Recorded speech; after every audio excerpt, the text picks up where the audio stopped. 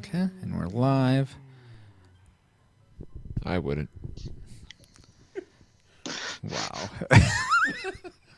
Welcome, folks. Welcome, everyone. We're just doing our pre stuff here. I gotta get my notes up. We have the drawing all ready to go.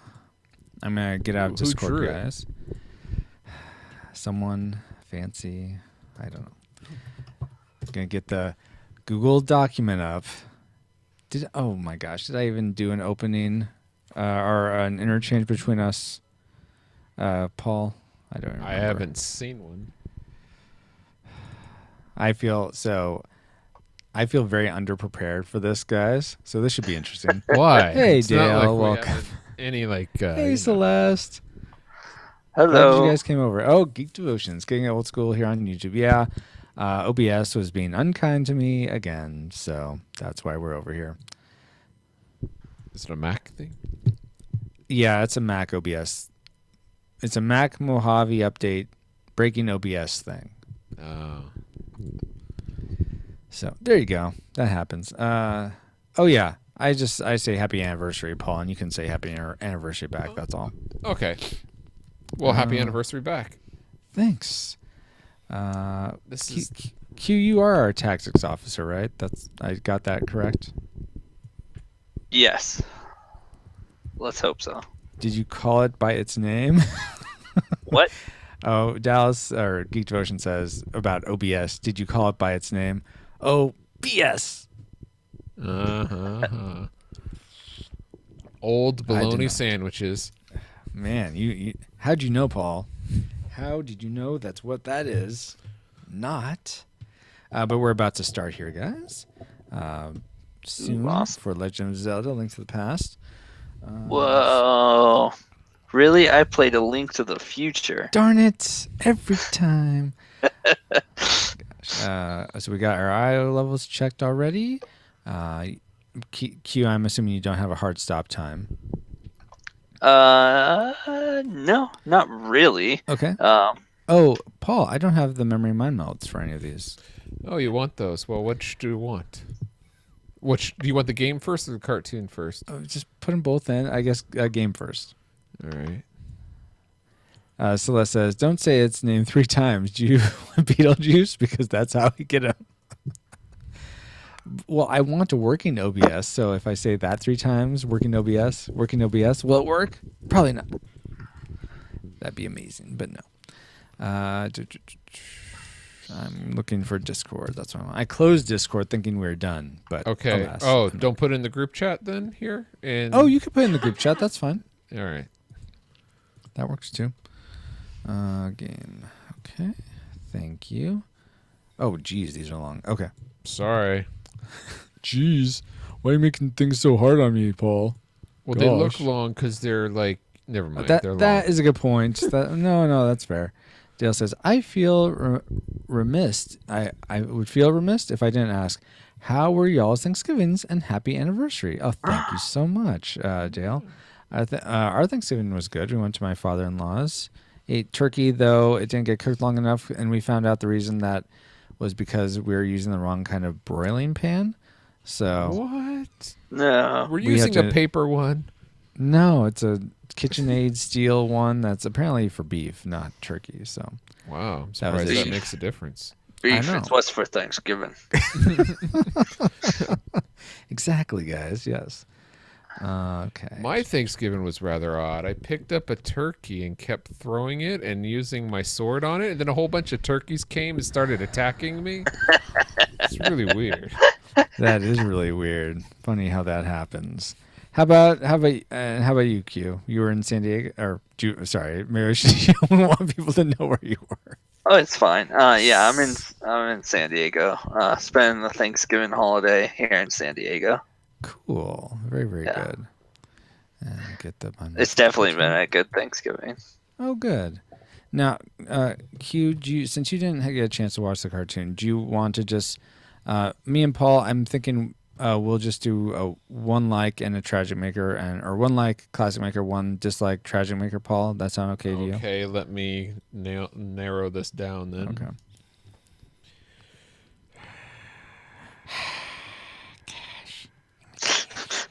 Cross that one off.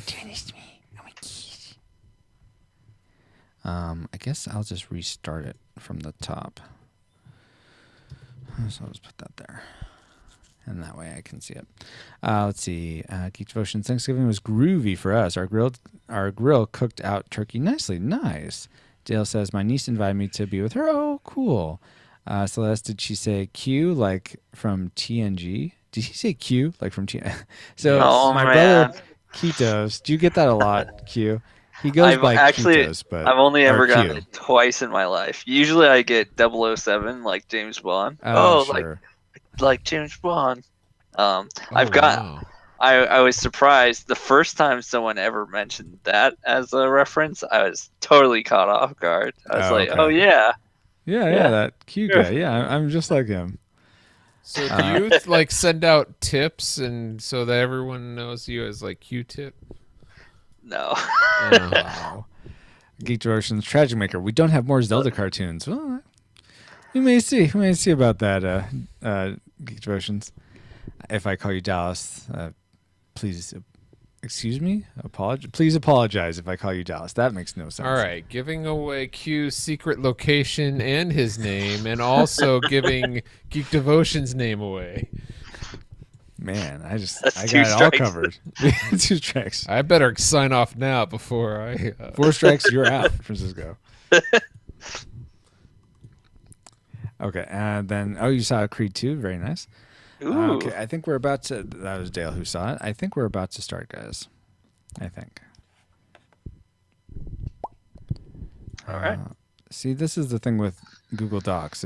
I guess I could make it smaller to see. Yeah, there we go. That's better. Make it smaller. No, well, because I'm trying to squish it in. So that's my issue. Start the jar, Francisco. Don't forget about that. Sheesh. Hey, thank you. If I can find it. Where is my chapstick? Where'd it go? No, So for the opening, no I have chapstick. Test Your Might. Mortal Kombat. Okay, you're looking in the wrong Google Drive document. No, you are. This is the one that I always open. No, well, the opening is now in the whole script, the whole outline. So go to that one. Oh my gosh. So we change it's things just gonna and be don't in even one- tell me, and then you blame it on Hey, me. This is what you wanted. This is what you wanted. No, I did not. Yes, my checklist, Dale, of things to go through. I think we're pretty much got everything. Paul, you have the technicals? Sort of. All right, the one that says pre-show checklist. Mm-hmm. So you Cool. can just go to opening. Opening. Skit. Yeah. FXR. That's it. I'm just letting you know. Show intro. That's the one that just says FXR? No. Where there's nothing there? Yeah, this is the one we're following. You don't have anything Okay. in the skit, okay? Oh. Okay. Okay. Okay. I think we're good to go. I need to bookmark this. It might catch you guys off guard when we go to the cartoon. And Q, just feel free to, if you remember anything, if we spur any memories, feel free to add to the conversation. Yeah. But I'll just comment that you didn't get a chance to watch it. You I've failed, never- you loser. Honestly, I don't even remember it from like being We had young. a VHS of just that one. I don't remember it at all. All right, fair enough. Lie. Check your Techno Bowl. What? Refresh button is your friend? What are you guys talking about now? Oh my gosh. Okay. I guess we will start now. The jar is going, yeah, and we're broadcasting, so we do have a backup on YouTube. And here we go. In 5, 4, 3. There we go.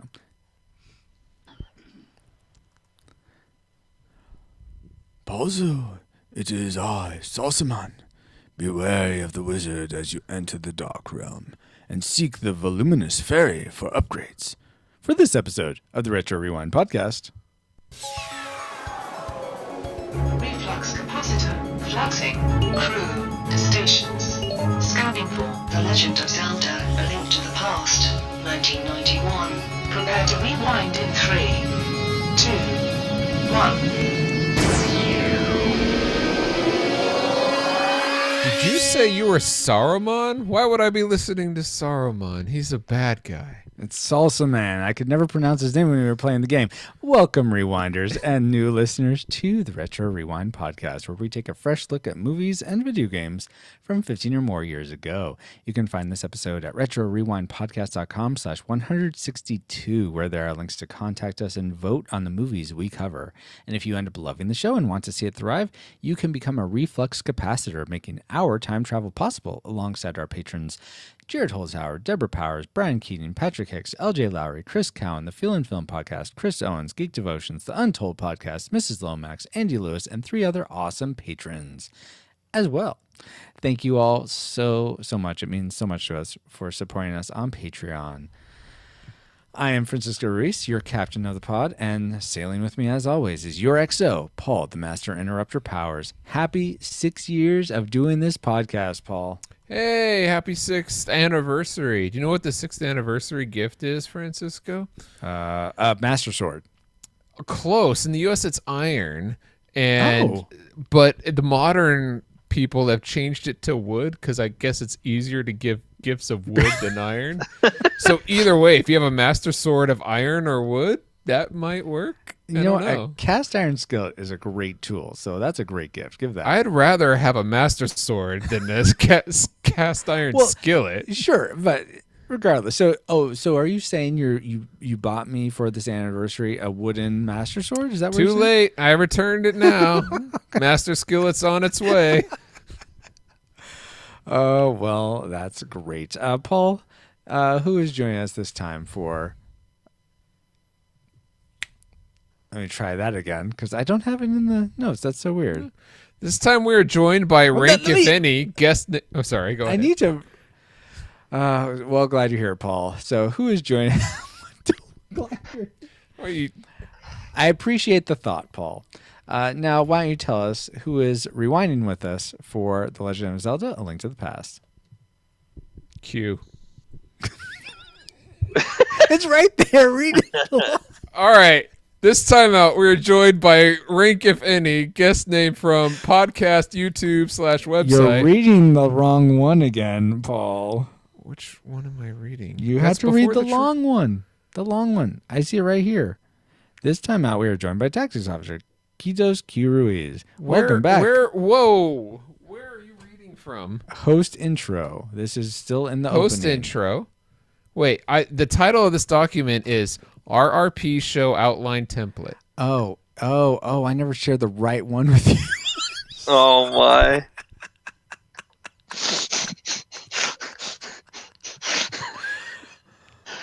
Happy Thanksgiving. Or you're updating the wrong one. Either way. No, I'm so sorry.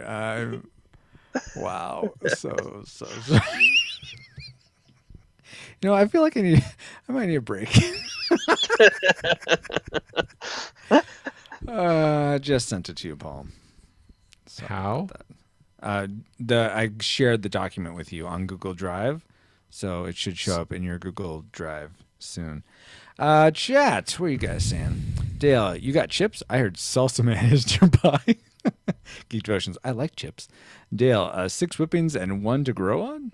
What? Is that 6 anniversaries? Oh, 6 whipping. Okay, I see. Where would I go to find that? Cast iron skillet would still do some damage. Exactly. I'm pretty sure Samwise Gamgee uses a cast iron skillet when he's smacking orcs around. Geek Devotions, Captain Fail. We need to find a way go. We need to find a way to go clip. A way to clip that. LOL. Yeah, can't clip things on here because Google isn't cool like Twitch. Dale, and y'all have been doing this for 6 years. I know. I'm surprised too. You think by now? You know what, Dale? we switched over to a new system. Paul was saying, you know what, Francisco? I think Google Drive is the way to go. It's the way of the future. I said Google Docs, and now you're sending me Google Drive. Well, they're all kept in Google Drive. That's why. Anyway. Sorry, Google Docs is the way of the future, and I'm like, okay, Paul, I'll believe you. And this is what happens. That's because you keep making every new docs. Let's have one doc that's edited that we can all. No, because then it's easier to just take the template doc, copy it, so that you don't have to erase a bunch of stuff. All right, well then send me the right one. Okay, I sent you the right one. Hopefully Okay, we're good now. Okay, this time out we are joined by Tactics Officer Tic Tac Officer Officer Quitos Q Ruiz. Welcome back aboard, Q. It's been too long. It has, Paul and Francisco. Even though you get the wrong script, it's okay. Breaking the fourth wall, Q, as always. Thank you, Paul. Looking forward to hearing of our discussion with Q and later, and also finding out how we each answer this movie's trivial question, which is a comic book adaptation of A Link to the Past, illustrated by Shotaro Ishinomori. Oh, that's pretty good. Thank you. Was published in Nintendo Power, that was serialized for 12 issues from January to December in 1992. The comic is a loose adaptation of the original game's story, featuring several plot changes and new characters. So my question to you is, if you could choose any Zelda game to be remade in any medium, which game would it be and what medium?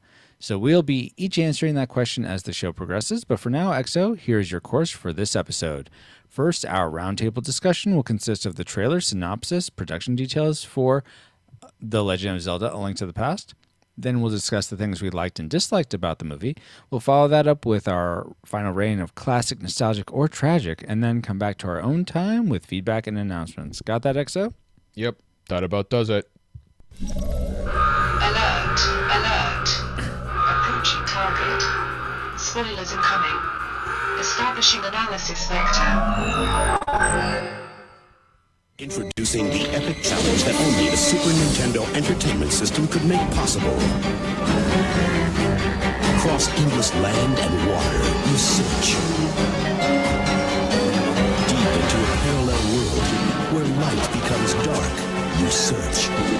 And just when you think your search has ended, you find it's just begun. The new Legend of Zelda, A Link to the Past. Now you're playing with power and superpower. I remember that. I hated that they gave away that spoiler right in the commercial there. It's like, oh, that would have been so great to find out during the gameplay that you have all this other thing to go to. So I was like in the dark world, ready to beat the game, and I'm like, hey, I thought it's supposed to like opened up to this whole other world, and found out that I beat the game. So anyway, so that's what you remembered about the ad, but let's talk about our memory mind meld of this game first. Okay, here's what we remembered about the story for A Legend of Zelda: Link to the Past. Starting with Link waking up so the story started out with Link waking up in bed on a rainy night. Trouble has seized the forest, the castle, and taken Princess Zelda captive. Link has to find the princess in a castle while dodging guards. He has to save Zelda, and after you get some artifacts, you think that the game is over. But Link not only has to defeat all the baddies in the light world, but the dark world as well. At the end, you fight a giant pig boss dude named Ganon. Fill in the blank with something here to save the kingdoms. What? Then you go home a hero. Gameplay, a fun isometric action RPG that is more focused on gameplay with lots of items and puzzles than it is on story while you push buttons, read text, and look for things. And the multiplayer, what we remember, is not in the SNES version. Four Swords came out afterwards, but also asking your friend during recess how to get from the bottom of Death Mountain to the top based on those memories, as flawed as they may have been. Whoops. Take that. But also asking your friends, not in the SNES version, Four Swords came out afterwards, but also asking your friends during recess how to get from the bottom of Death Mountain to the top. Wow. I think that was, a lot of that seemed really on point. Though Trouble has not seized the forest, the castle, and taken Princess Zelda. It was Ganon, really. So, unfortunately... Isn't Ganon Trouble? But he's not trouble. Trouble he's causing isn't trouble. Personified in Trouble Ganon. Isn't capitalized either. I'm sorry. That was accepted. But based on those memories, as flawed as they may have been, what rating did they lead us to predict for this game, Legend of Zelda: A Link to the Past? Let's start with Q. I predicted it'd be classic. Classic. And Paul? Classic. I predicted classic as well. I'll be very curious to find out if actually having played through the game, if some of us played through it, how those reigns pan out. But first, let me do a cut. Edna mode, Francisco. Yes, I did say feedback about the movie probably rather than feedback about the game. So I'll retake that part to put back in the game. Feedback. You were asking about feedback already? No, That. when I give you the chorus for the episode. Oh, wow. Yep, that almost did it. And then come back. Let's see. For we'll discuss things we liked and disliked. We'll discuss the things we liked and disliked about this game. We'll follow that up. Okay. What we're not doing the cartoon? Or is that a that's surprise? kind of that's. Sorry, did I just Are ruin it? you trying to be the Legend of Zelda ad? Is that what you're doing? Yes. Okay. All right. That's surprise. Good. Great. I'm glad you're doing that. Yeah, sure. And Dale said he would find it Imagine nostalgic. And apparently me and Q jack with our glasses in the same way. So What? we mess. Since when do you wear glasses, by the way? They're not actually glasses. They're for the screen. They're hipster Yeah. glasses. No. Well, Oh, they're they're for cut off the screen. blue light. Yeah, The blue yeah. light. Okay. Yeah. Okay. Well, cool. These are legit glasses. I can't see without them. Except I can see okay just fine. I can still read this, but Luckily, it's fuzzy. I still have 20/20, so we're good. You know what? The 3.0 is coming up in 1 year. Less than that. Yeah, less than that. And that's when your vision just goes to 2030. It matches. That won't happen to me. Okay. Refuse to believe. Fine. You refuse all you want. Okay. Let's get back to it, guys. So we predicted. We predicted classic. Yeah, I already said that. So, Paul, it'll be interesting to find out how those reigns pan out. But I'd like to hear about the technical details of this game. Like, if you know who was developed by, who did the music, stuff like that. The Legend of Zelda: Link to the Past is an action-adventure video game developed and published by Nintendo for the Super Nintendo Entertainment. Everybody got that? That's what SNES stands for.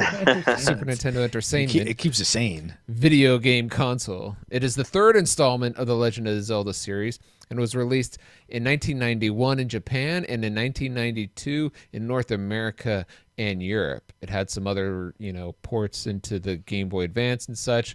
And I don't know who did the music. Probably that guy that you kept asking about while playing through the game. But do you happen to have his name on hand? Yeah, so Koji Kondo composed the music for A Link to the Past, as well as the music for Star Fox 64, which we covered on RetroRewindPodcast.com/49, also with Q, and Super Mario World, which was /27, also with Q, who is our game correspondent / tactics officer. Yeah. Yeah, Tic Tacs. And I also want to say the director for Legend of Zelda: Link to the Past was Takashi Tezuka, and in addition to this, he also directed Super Mario World, again /27. All right. So the budget of this game was unknown, but it was one of the best-selling Super Nintendo games of all times and won a bunch of awards. So it probably didn't gross very much then, is what you're saying, compared to its budget. Well, it sold millions upon millions upon millions. All right. I guess we'll give it the benefit of the doubt. There we go. Cool beans. Well, it sold millions of millions. There's got to be a lot of stuff people like about this game then, right? Maybe? I don't know. Well, let's talk about the thing. I mean, you came here not to talk about... This game's pretty old. That's true. And let's see if there's anything that still holds up for us as we played it. What did we still like? Let's start with our guest, Q. And let me ask, get this out of the way. How did you play this game? Did you play all the way through it? And then give us a like. Yeah. So I was actually not able to play all the way through it. Oh, bummer. Yeah, it it took me a lot longer to get through some parts than I had thought it would. I thought I'd be able to breeze through it, and I played for about 2 weeks, and I got stumped on some parts. It took me a while because I didn't want to use any guides or anything. I was just using my own brain power, not asking someone at recess, how to get up to Death Mountain. And Cheater. it actually is hard. Like I had to go back through the dungeons a few times, but I played it on my Nvidia Shield, which is a lot of fun. Mm-hmm. So it uses an SNES emulator, and might be able to show it here. Ooh. Oh, yeah. Well, I see me reflected on it. Yeah, I'm trying to get with the reflection. Oh, there we go. There you go. Sort of see it. Yeah. But yeah, I was playing it on my Shield. Very cool. And what was something you liked about Legend of Zelda while you played it? The amount you did play. So speaking of dungeons, that is something I really liked. As hard as they were for me to figure out some of the intricacies of it and the hidden secrets to them, they were a lot of fun.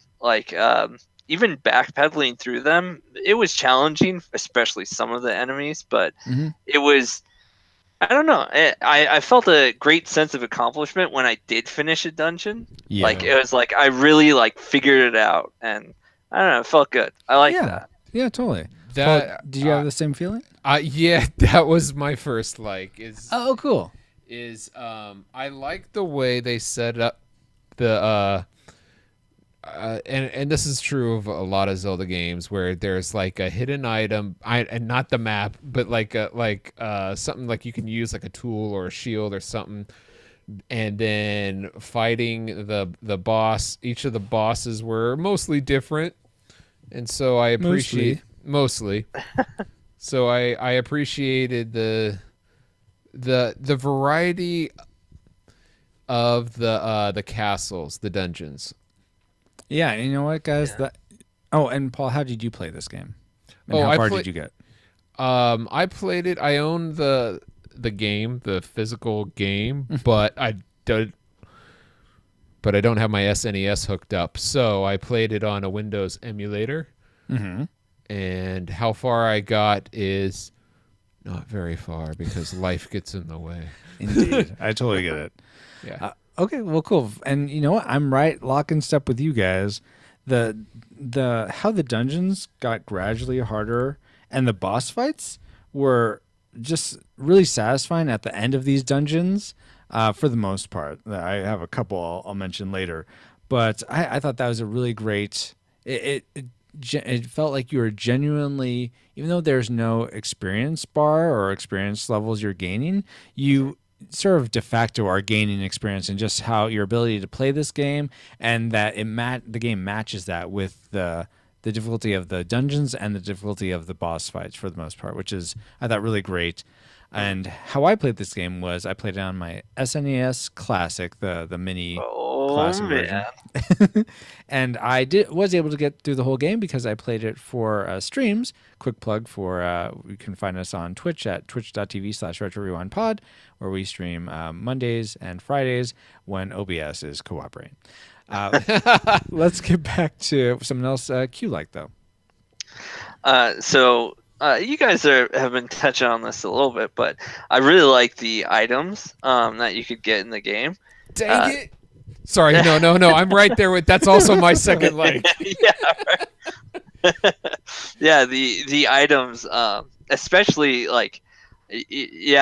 once you got an item, you could actually do more things in the world. I really like that style where it's instead of gaining levels or experience, you gain actual abilities that let you the shovel, transverse things differently. Yeah. The shovel, the power glove was a huge one. Yeah. Getting that that was nice. Then the mirror, of course, the being able to go to the dark world, that's a whole that right there. I mean, talking about being able to transverse the place differently. Yeah, and then Ice Wand I was always using. Well, I'll tell you what, that's sarcastic, right? Yeah. Okay. My favorite object was probably the boots, so I could go faster instead of walking everywhere. That's true. Yeah. Would you have preferred if there was some sort of mount to the boots, or do you think the boots was even What do you better mean than- mount? like a horse or like an epona that you could ride? No, I liked it. You liked okay, fair. How about you? Q? I'd agree with Paul. Like I thought the boots were a better fit in this game because, Yeah. well, You could just go. I can. Hold It down the leads button and into go. one of my dislikes, so I'll talk about that later. Okay, But all yeah, right. the boots is nice. I like the boots for the game. So going off of what you were saying, I said it was also my second like. What I actually liked is that I mentioned that you collect objects in the dungeons, but I liked going around the real world outside the dungeon and collecting the objects like as exploring well. the ones you sort of find happens, not happenstance, Yeah. but just sort of Yeah. off to the side. Yeah, Yeah. I especially love. I really that wasn't one of my likes, but I did really like sort of looking for features that seemed like it was a clue that something in the dark world or in the light world, if you just moved to the right section and flipped, Yeah. then you would get something. I thought I really liked being on the lookout for clues like that. Yeah. That was cool. But so that was your other like, Paul, you said? Yeah, collecting objects in the real world, not just the dungeons, and then Yeah. how they helped you, not only in the real world, but also in the dungeons. Yeah. Another like for me, which isn't in keeping with either of those, was the music for this game. I just Oh, that's a good one. I love the main overworld theme's great, but I also love the dungeon theme. Yeah, And exactly. And the I really like the dark world theme, though for some reason that's not coming to me right now. The overworld dark world theme. Dun, dun, dun, dun, dun, dun, dun, dun. Not the dark side theme, Paul. But yeah, I really so much of the music in this was just so beautiful, and I really appreciated it. Even the fairy. Dun, dun, dun, dun, dun, dun, dun, dun. Okay, Yeah. enough. Putting me to sleep. Yeah, exactly. But yeah, it's music that I hummed to myself, and I just really enjoyed the score. And it's impacted so many other. I was reading it impacts a lot of other Zelda games going forward. They use they motif themes from this game. So those were the things we really liked about this game. Let's now go to our classic makers. What we love the most about A Legend of Zelda, The Legend of Zelda, A Link to the Past. I was confused, the A and the. A Legend of Zelda. I have another like. Wait, I have another like. Wait. No, I don't think so. Q, you gave me two, but you kind of a classic maker, and maybe That ties into your other like. yeah. Yeah. Let's see how I can tie these two together. Yeah, go for it. Go for All it. right. Q. I'm interested in hearing this. Okay. So my classic maker, which you took, Francisco, that's okay, is the music. I truly believe this was like a classic maker if there ever was a classic maker when Yeah. it comes to the music.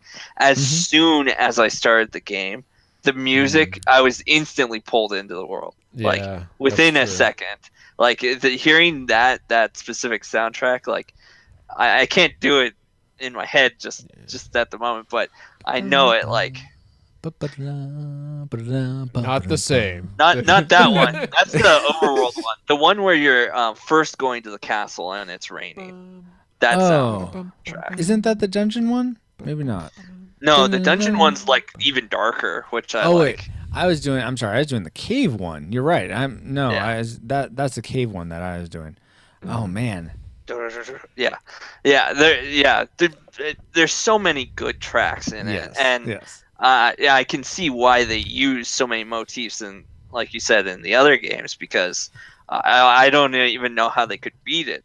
Yeah. The music is so well done.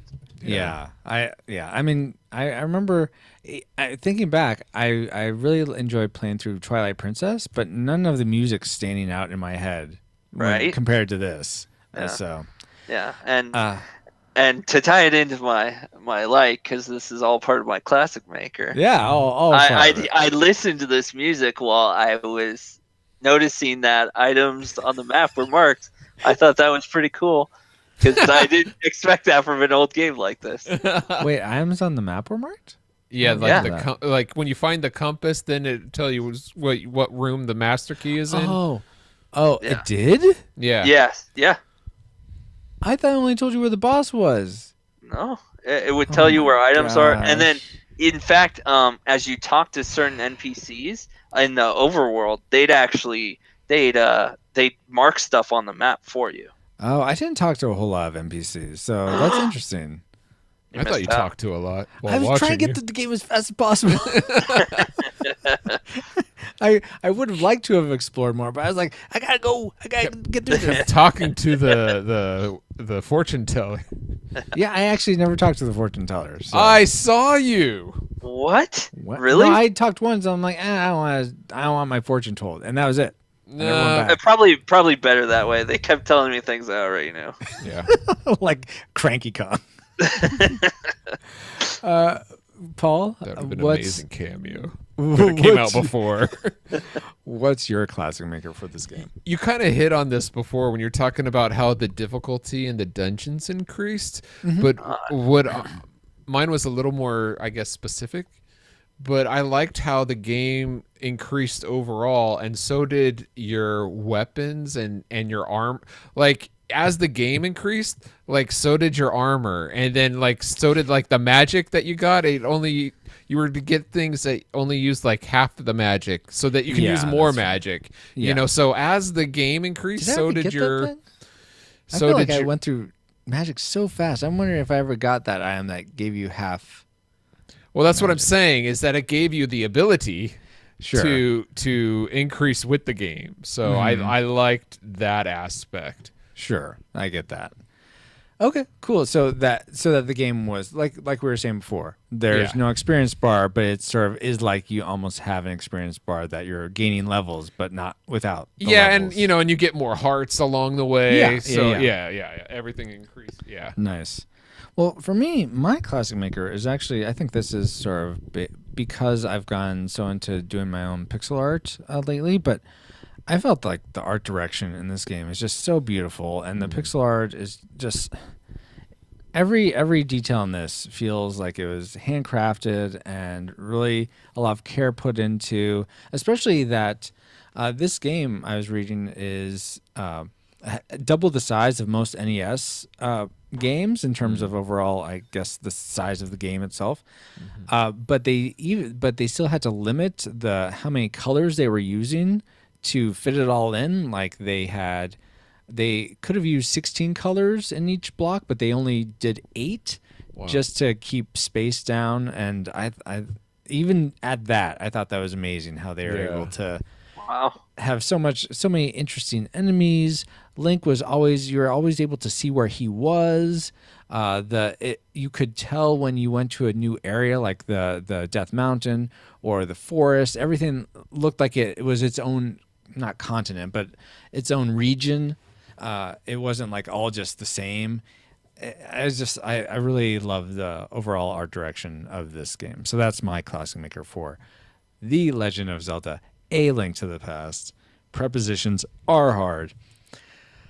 But now, before we get to our, I'm debating whether to do one or not. I don't know who I do it for. I guess I could. Now would be a good time to do the drawing. Not so sure. I'm sorry. Edna mode. By the way, I'm debating whether I want to put an ad in here or I want to do the drawing right here. Or you could put the little other thing, the other surprise that I spoiled here. No. You mean before our final rating for the game? No, before we go into This our is dislikes. Before I go into dislikes, yeah. Did we have any feedback? Because that's usually what you Yeah, put no, in. I know, but I do that. Oh, I forgot one more thing I like. Oh, yeah. Well, I would say no. Okay, this is gonna be big enough as it is. Exactly. Yeah. Okay. Nix that, Peter or Nathan or You Strangers lose. and Aliens. You can get. We'll advertise it later. Okay. That in itself is a good advertisement. Since let me go ahead and catch up on chat here since we're in Edna mode. Let's see. Geeks Oceans. Not sure a horse would be done in the SNES. Yeah. Classic Maker. No annoying fairies saying hello. Oh, hey, listen every 30 seconds. And he also says, I love how those tracks are echoed in future games. Exactly. Yes. Yeah. Dale says, with all the tricks you can do today compared with the tricks you could do at the time the game originally premiered, how did you enjoy the new changes, if any? The new changes to new games, Dale, or the new changes in the classic in your NES classic? Yeah. So clear that up for us a bit, Dale. I'm not quite sure what the changes between which two things. And draw an ad. Yeah, here we go. Okay, beautiful. It's a wonderful ad. Okay. Too bad it's an audio podcast. Alrighty. Now that you've it's trivial question time also. That's also another thing we do. Yeah. So we did it Class Makers. Okay, those were the things we loved most about. Oh yeah, I said that. What does that have to do with this movie? No, we're not doing that. I know. That gets us to the trivia. Here. Sorry, I was trying to catch you up. Okay.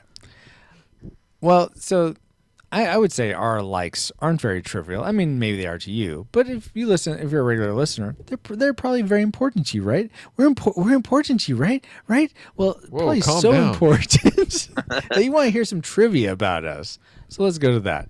And this is our trivial question, which again was not copied and pasted like it should have been. It's all right. At least you have the right link. If you could choose any Zelda game to be remade in any medium, which game would it be and what medium? Let's start with Q. What do you think? Oh, this is a tough one. It is. Oh wow. Oh, okay. Yeah, I know the answer to this for me. It would have to be Zelda Majora's Mask remade on the Switch. Oh, okay. So just remade as another game, not Yes. like a movie or a comic book or anything like that. Another medium. Yeah. I got you. I was thinking like console to console. Like, okay. Gotcha. Yeah, No. as another medium. Yeah. Ooh, definitely. As either TV series or a movie. TV series or a movie for Majora's Mask, though. Again. Oh yeah, definitely. Yeah. Seems like it would work better as a movie because you only have a small time frame, right? No, well, it could be a that's- TV series, like a Netflix series. Yeah, that's what I was thinking. And I think actually you sent me a link before, Francisco, with a Majora's Mask. Someone made a 3D animation of it. Oh, okay. The Maybe. intro to Oh to yeah, the game. Yeah. I would love to see something like that on like Netflix. They could definitely do it episodic because even though it's it's like a 3-day time frame in Majora's Mask. You go through the same 3 days over and over again, doing different things each time, sort of like Groundhog Day. So they could totally do like a ton of things with like a TV series. Awesome. Okay, in fact, actually, I would now prefer it more to be a TV series. Very good. Awesome, Q. How about you, Paul? I would take A Link's Awakening, the Game Boy game. The one where he's sort of wakes up on the beach and there is no Zelda. I don't know why, because maybe I played that one the most. I don't know. Maybe this game I played the most. I don't really remember, but I would like to see that as a traditional animated movie, almost like Disney's Robin Hood. Oh, okay, yeah. But fleshed out as a movie. That might be fun. That'd be cool. Yeah. I similarly to you, Paul, I would love to see Legend of Zelda 2. I almost picked that one. What was it? Link's Not Adventure? Something like that? Adventure of Link. Yeah. I think is Link's Adventure or the Adventure of Link. I'd like to see that as an actual anime, like a very high quality anime. Whoa. I think would be really cool to That would be cool. to see that. And I think I could do that as a season, like a 12-episode season, taking the intro, dungeons, and then climax. I think that would work great. The weird thing about this question is that, but most of all, I would love to see a really well done live action movie, but I don't know what game would hold that well. You know what I mean? Yeah. I I think Go ahead. If I had to pick one that would hold up like live action, Yeah. I would say probably Ocarina of Time would probably be the closest. Yeah. Well, you'd have the biggest probably. fan base, and yeah, that would make sense. Yeah. Yeah. I mean, I'd love to see Twilight Princess, but I feel like the wolf thing would be a bit too Yeah. odd. Yeah. And and you could cast a boy and cast his older brother or something as the two legs. Or film it, 10 years apart. I guess. I mean, yeah, if you're super committed, but Yeah. How do we know they're not doing that right now? oh my gosh, you heard it here first. Predictions from Retro Rewind Past. I'm spoiling all kinds of things tonight. Well, Hopefully they don't need reshoots. Well, now that you found out some trivial info about us, let's find out what memories you had of this game. First off, Celeste Mora says, Francisco getting frustrated with it. Thank you, by the way, Celeste, for watching me play this game on Twitch. Branson Boykin says, one of my favorite Zelda games story-wise. Very good. New_York_Nihilist said, that is one of the greatest games ever made. Oh, he's opinionated about that, I think. And then Nathan James Norman kind of gets us into our dislike section by saying, I played it a bit on the SNES Classic. It still looks gorgeous. I know you pronounce it SNES, but for those people who don't listen to your Good streams, Good point. And I used to pronounce it SNES too. So SNES. I still do.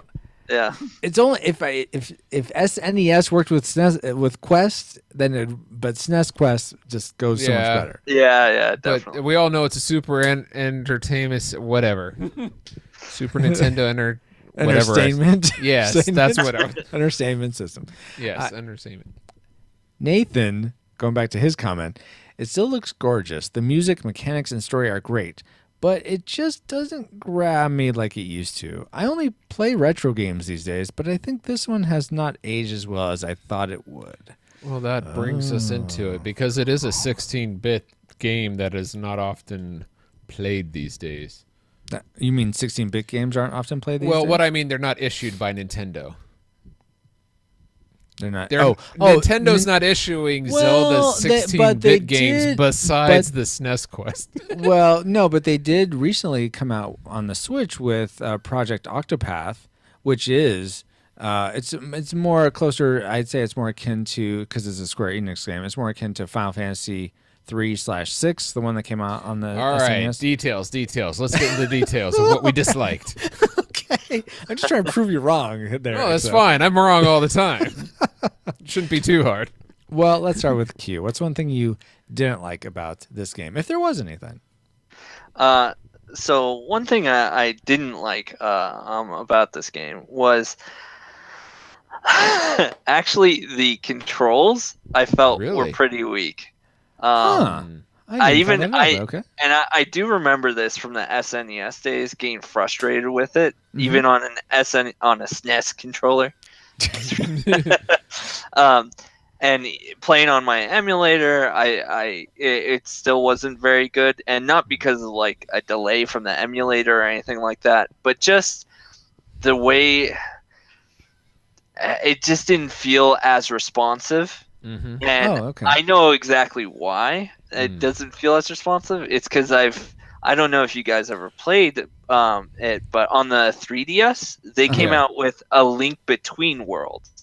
Yeah. Which is sort of like a reboot almost of this one. Yeah, it's a spiritual successor that takes place in the same place, right? But it's technically a different Link. Is that where you can like go at on a different time? Yeah, is that where you can like flatten yourself against the wall? Yeah, exactly. Yeah, exactly. And after playing this one for a while, I went and I turned on my 3DS and I played that one for a few minutes, and I was just like so happy with the controls. Really? I was like, wow, this feels a lot snappier, and like I can specifically hit the exact enemy I want. Like with the boomerang, it's so hard to do a diagonal hit, or like I don't know. Mine would always go the wrong way. The only issue I would have when I first started playing was hitting things correctly with the sword, because you don't have that diagonal angle. It's pretty much just up, down, left, right. So that was the thing I had issues with. Sword, but not I mean, I was playing, again, this is like pretty much legit SNES controller here, and I didn't have any other issues with any other items. So and you said you're playing now. Were you emulating that Link Between Worlds, or were you playing on the system it was born on? I was definitely playing the system it was born on. Well, I think case closed. Okay. Wow. No more dislikes for you. That's fair though. That if it is a bad experience for you, then that's no good. Paul, what was something that was no good for you? All right, bear with me on this one, okay? Exactly. But the title, I thought, it's a mouthful. A Link to the Past would have been a great, story-wise, would have been a great time to use jumping not between Light World and Dark World, but between the past and the future. Yeah. I mean, what a waste of a title. Do you know the reason behind that, Paul? No. Is it a translation thing? That's exactly what it is. So in the original translation of this game, I'm trying to find it, but it had a lot more religious undertones or overtones, and the original come on, where are you? Stay on target. Development. Okay, here we go. So Edna mode, that stay on target stuff. For instance, I'll just get to this. Roger. Yeah, it had a lot more religious undertones. In Japan, this game was called Legend of Zelda Kamigami no Triforce, which is literally the Triforce of the gods. And you can see some of that religious symbolism in the sanctuary, which temples. is as like the stained glass and all that. So they changed it because Nintendo of America has content guidelines that seek to remove that stuff. And so that's why it was changed to A Link to the Past, which it seems like would make more sense to say something like A Link Between Worlds or something like that. Because and it ruins it for future games to use that title, because it's a great title for a time traveling game. Yeah. The play on words, linked. Exactly. Yeah. So sorry. Alas. Okay, so that's your first dislike. Yeah. For me, my first dislike amounts to it was so a lot of, and this is something you like, Q. So I'm gonna not only cut off your dislike, but also come back at one of your likes.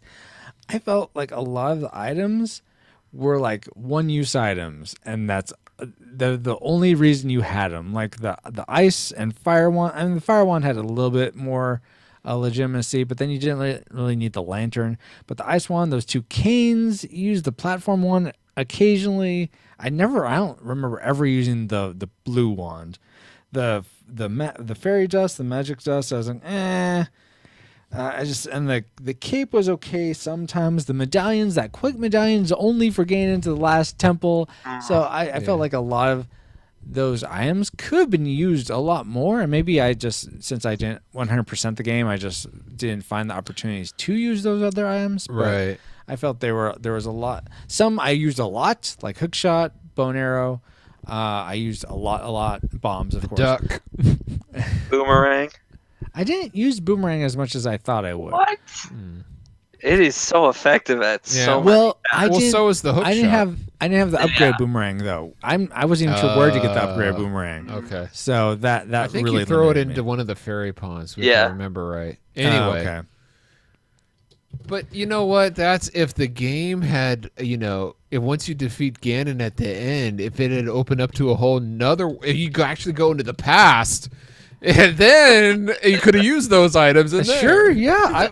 I'm all about that. I'm just saying for the context of this game, the boundaries of it, it was just didn't work for me. Less than enthused. Exactly. Let's go back to Q.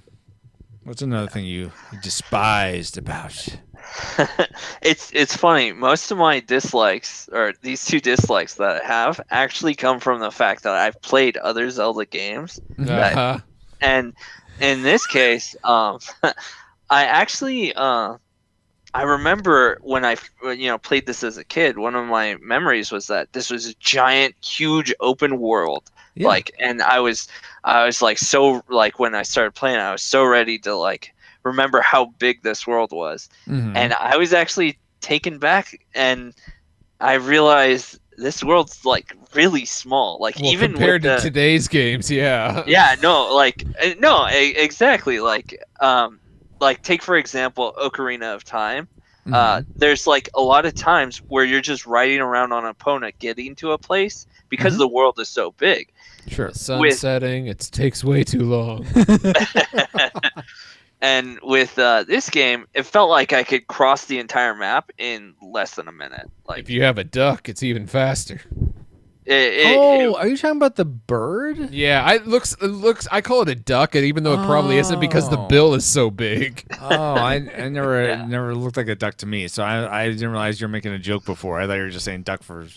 So No, I don't know what. that bird where you whistle and it comes and picks you up. But Okay, yeah, yes. the game felt small to me, smaller than I remember. I remember being a huge, big world, and then I was sad to see it was actually really a lot smaller than I remembered. It's kind of like when you're little and you imagine you go and you remember this big hill, and then you revisit it as an adult, and it's barely an incline. Yeah, That's interesting because I had this almost the reverse experience. I don't remember it being as.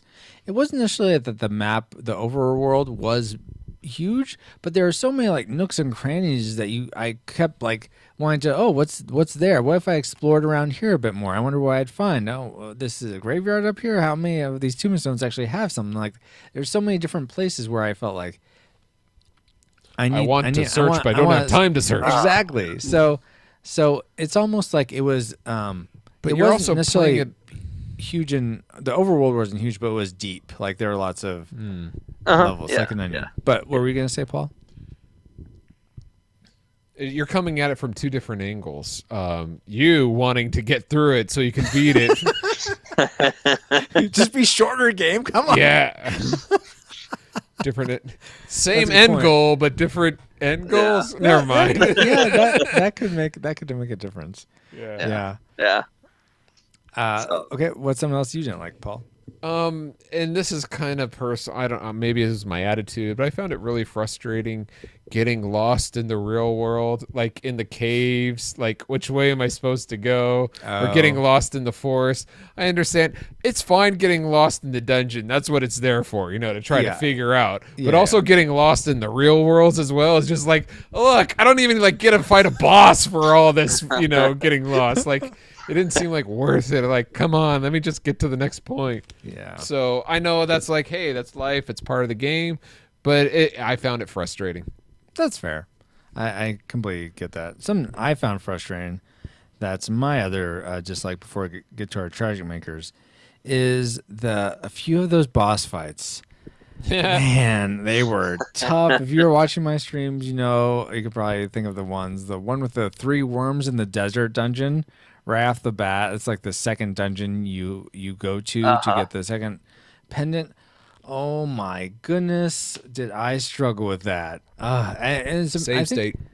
Well, yeah, I ended up having to use save state, but it just took me so long to beat those, and it was a matter of that you only have, I think, 4, maybe 5 hearts at that point. So you really have to not get hit, otherwise you're gonna die. Yeah. Well, And yeah. Sorry, go ahead. I was just gonna say that was one example where the sort of growth trajectory or your perceived experience trajectory does not match the difficulty very well. That, and then there's also Ganon. I felt was that 2-headed guy with the red side and the blue side, that was tricky. And then the Ganon, I didn't realize I needed a silver arrow until someone on stream said, "Hey, do you have the silver arrow?" I'm like, "What? What silver arrow? I don't know what this is." What? That's so where they you helped me. get to talk to the people at recess, and they'll tell you things like Exactly. But Q is above that. That's fine. He can be, Well, actually, no. That's the thing. Like, because I didn't really like rely on anything like that. When it came to those bosses, man, okay, the worm boss, the 3 worms in the desert, that was really challenging for me until I just decided, okay, I'm just gonna figure this out. I sat down, Right. I watched like kind of how the bosses did things, and I still couldn't figure it out. So then I just kind of like because I was dying over and over again. I had to save state it. Like it was getting ridiculous. And eventually I kind of just happened upon the answer. Oh, if you is there a strategy to beating them other than just like don't get hit? I found a strategy, yeah. Okay. Like at least that worked for me, right? Mm-hmm. If you always approach them from wait, did you want to stop for a second, Paul? Oh, before I think Francisco, you were typing or something, and we could hear like boom, boom, boom. I was boom, trying boom, to be boom, really boom, boom, quiet. boom. Okay. Oh yeah. well, he was. Okay. All right, so I'm, go ahead. I'm fine leaving it in, but yeah. Okay. Sorry Yeah. about that. Okay. Yeah, no, I found with the 3 worms, if you go in and always attack them from Behind. the left to the right, so you're to the left of them, Yeah. and you attack them from the side, Yeah. those things will never ever hit you, and they will Weird. never jump towards you either. Yeah. And so I Oh. always had to attack them from the left. I literally I just happened upon it. I noticed in like I dodged them 3 times doing that. I'm like, I wonder. And then the next time I tried it, and bam, I'm yeah, I could do it. invincible. Yeah, It'd be nice exactly. if Sauce Man told you that. Sheesh. Dude, his hints are the worst. Right? Getting the compass is really helpful. It's like Oh. things. You know what? That leads me perfectly into my Tragic Maker cue. You don't like salsa?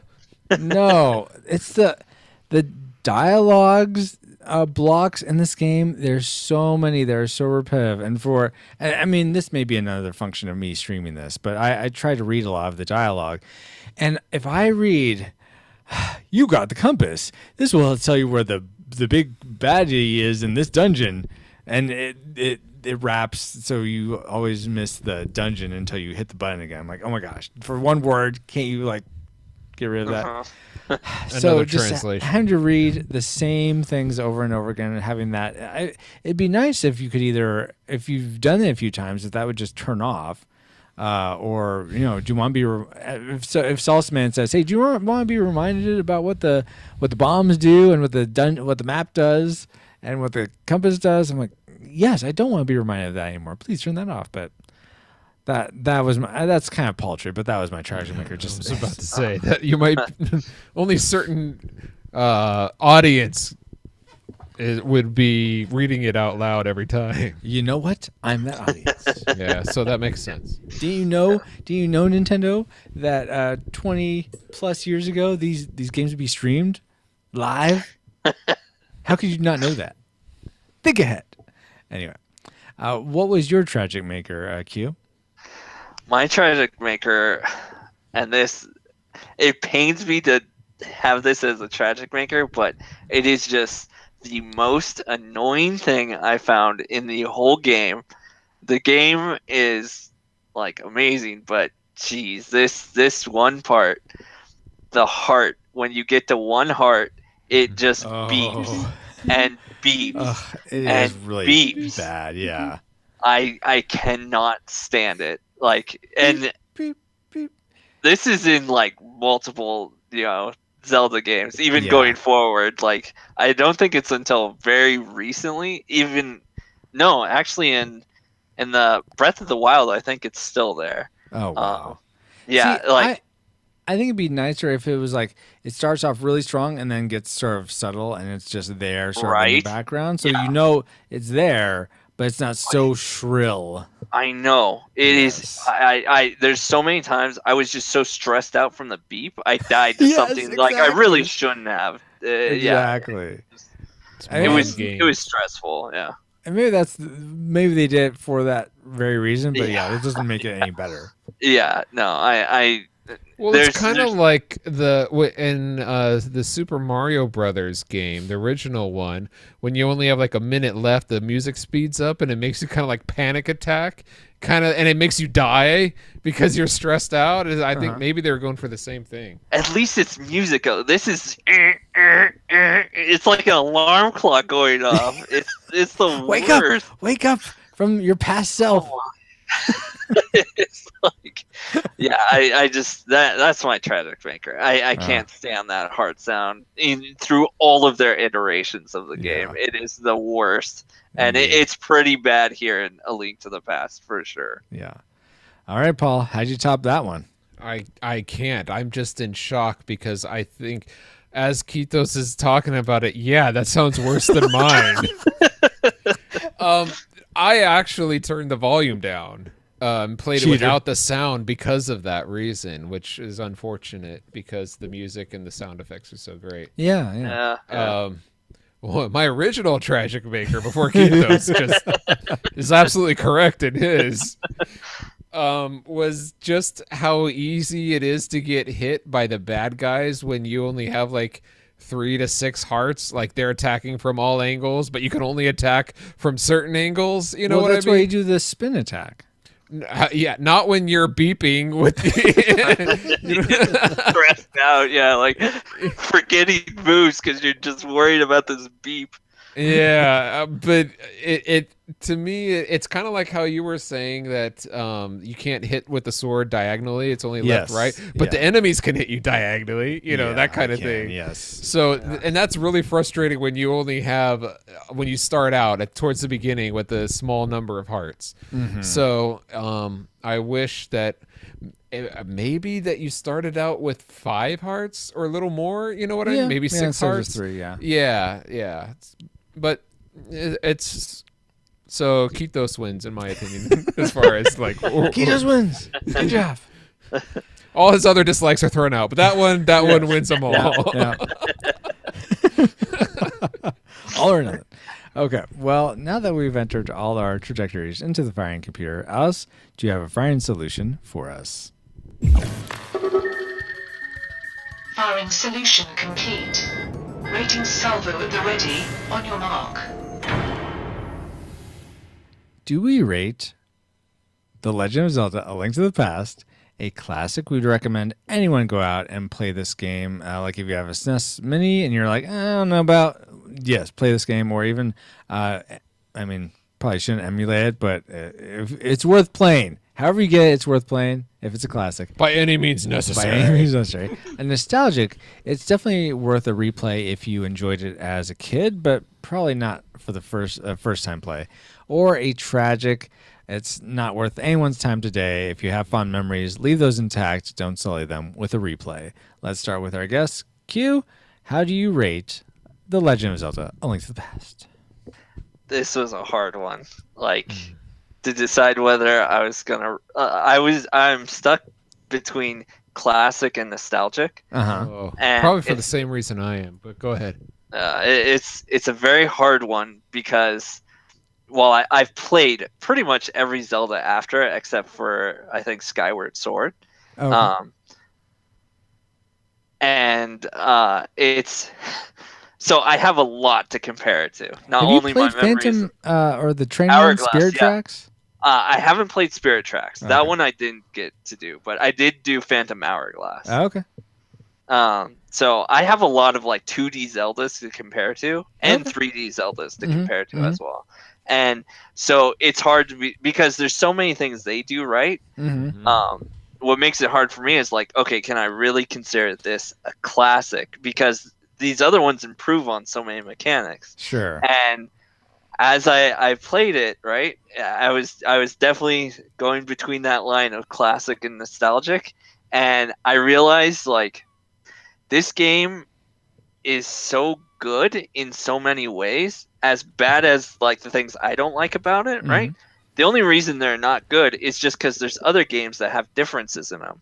But that, I feel like, to me, that shouldn't make the game not a classic, just because other games have better stuff. Because the truth is, this game is really amazing, from the music to the enemies to the dungeon fights to the design of it all. Like, it's hard to really find games like this that are so like made with like love and passion, honestly. Mhm, Like mhm. it's really amazing. Like you can hear it when you play, you can see it like in the design. I just love it so much, and it's a classic. Like yeah, to me it's a classic, and I would play it again definitely, like anytime, and I would Awesome. recommend everyone play it. Wow.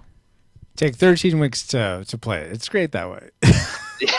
Yeah, it might take a while, but I feel like it improves your brain too. Just There you having go. to figure out some of these puzzles It's for like sure. Sudoku or something like that. Anyway, Paul, what's your rating?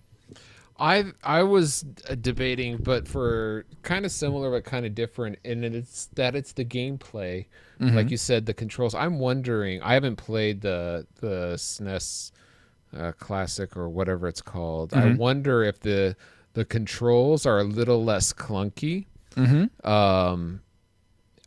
But that's one of the things that's holding me back. It seems like the newer games are a little more refined, and it's comparing it to those newer games that if you were to play any Zelda game, you might enjoy some better. But I'm kind of in the same boat that Keithos was. It's like comparing it to the newer games. But when you compare it by itself, like not comparing to any others, just by itself, it's still a good game, and it still has fun quests. So I say it's a classic. Classic. Okay. Well, for me, it's it's a classic for me as well. I really enjoy playing it. I think it helped that I was streaming it. Even through the frustrations, even though there are parts where I'm like, oh my gosh, game, I'm so done with you. It's like, Francisco, come back. It's You know okay. what I Let's think make helped up. most? I'm like, okay, game. Naming the character Paul XO. That was another awesome thing. So as those of you who've been listening for a while, Paul is the XO of this Retro Rewind pod ship. And for while I've been streaming games, if I can name the character Paul XO, which we've lovingly called Paulzo, then I do that. So that is a fun. It's like you're there with me in spirit all the time, Paul. Oh gosh.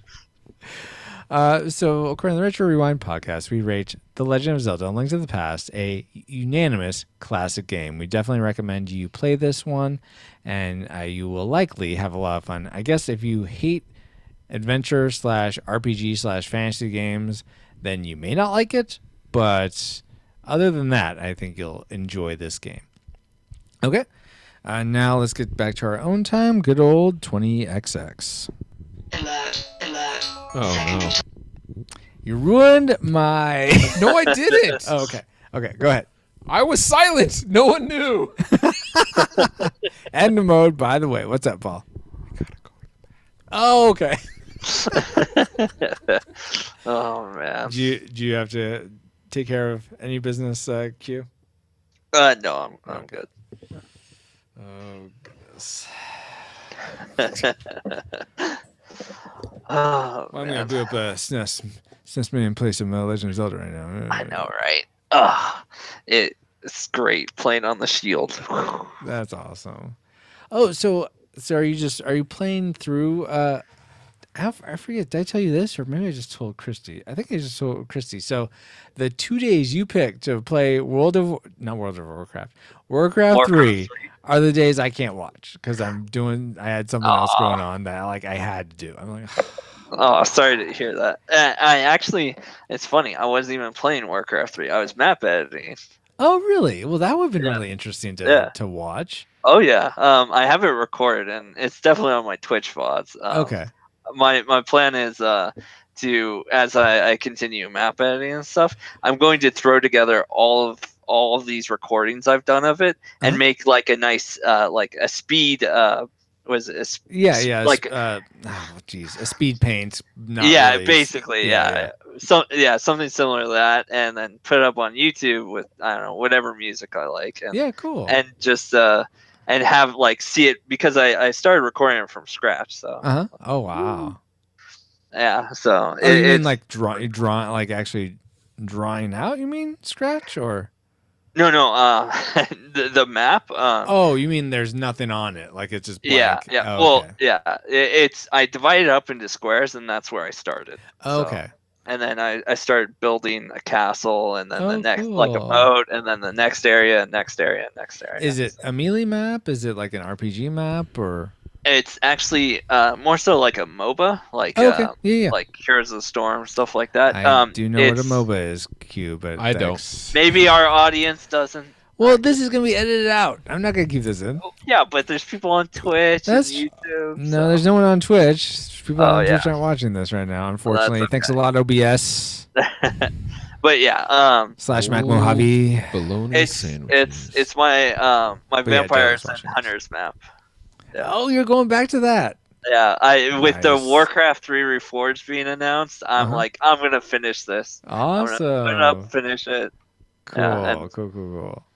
bring it out to the world. So MOBA stands for Multiplayer Online Battle Arena. Yeah. Basically, a team versus another team. Yeah, it's a team versus team Yeah. game. Well, yeah. What makes this one different than like your standard like Dota or Heroes of the Storm is instead of both teams having the same objective, both teams have a different objective based on which team you're on. Oh yeah, I seem to So remember that. red team has to capture the red flag, while blue team has to capture the blue flag. Oh my gosh. Okay. Different objectives. All right. Not So exactly. we're going back to our own time. Let me go back here.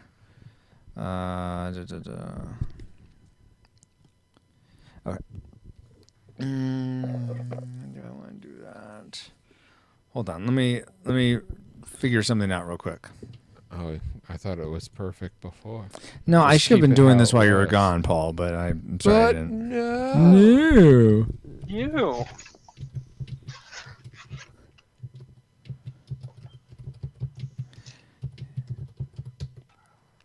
I was saying Kitos was playing Warcraft 3 on a couple nights where I just couldn't. So I was annoyed that I couldn't watch when he was playing his Warcraft 3, but he was map editing, which I didn't realize, making a map for that. So what? Oh, okay. What would you do if I sang out of tune? Gosh. I guess we'll go with this. I'm not sure if this is really what I want. Well, then don't do it.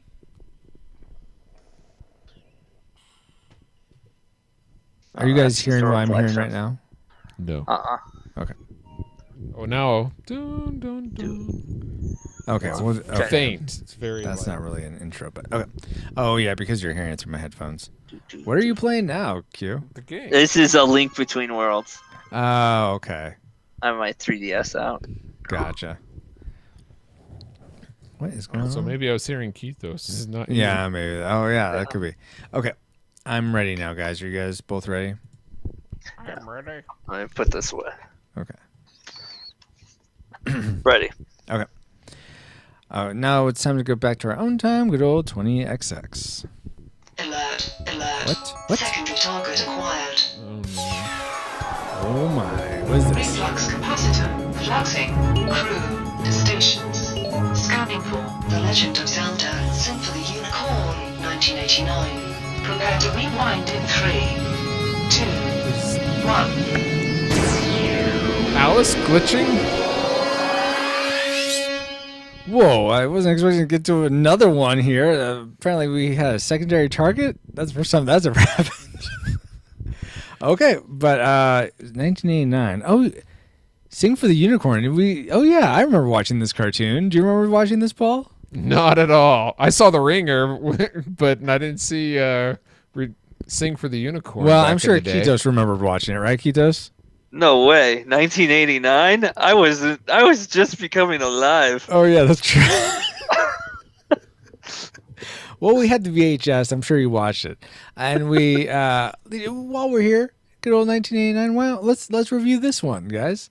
So let's go through our memories first. This is gonna be okay. The theater aside, we're gonna do a short review of Legend of Zelda, one of the cartoons, because we thought they'd be a fun companion to the game. So we're going to do the one on Sing for the Unicorn, and we're gonna not do technicals. We do the mind meld to get right into likes and dislikes. So that's what's coming your way right now. Here's the mind meld. What we remembered about Legend of Zelda, the cartoon, Sing for the Unicorn episode. I forget which one this was. I think it's 4 or 6. 6. Okay. As I get a burp out. Get out of me. Well, let me look it up while you're burping. Well, I'm done now, but... Oh, good. Oh, God.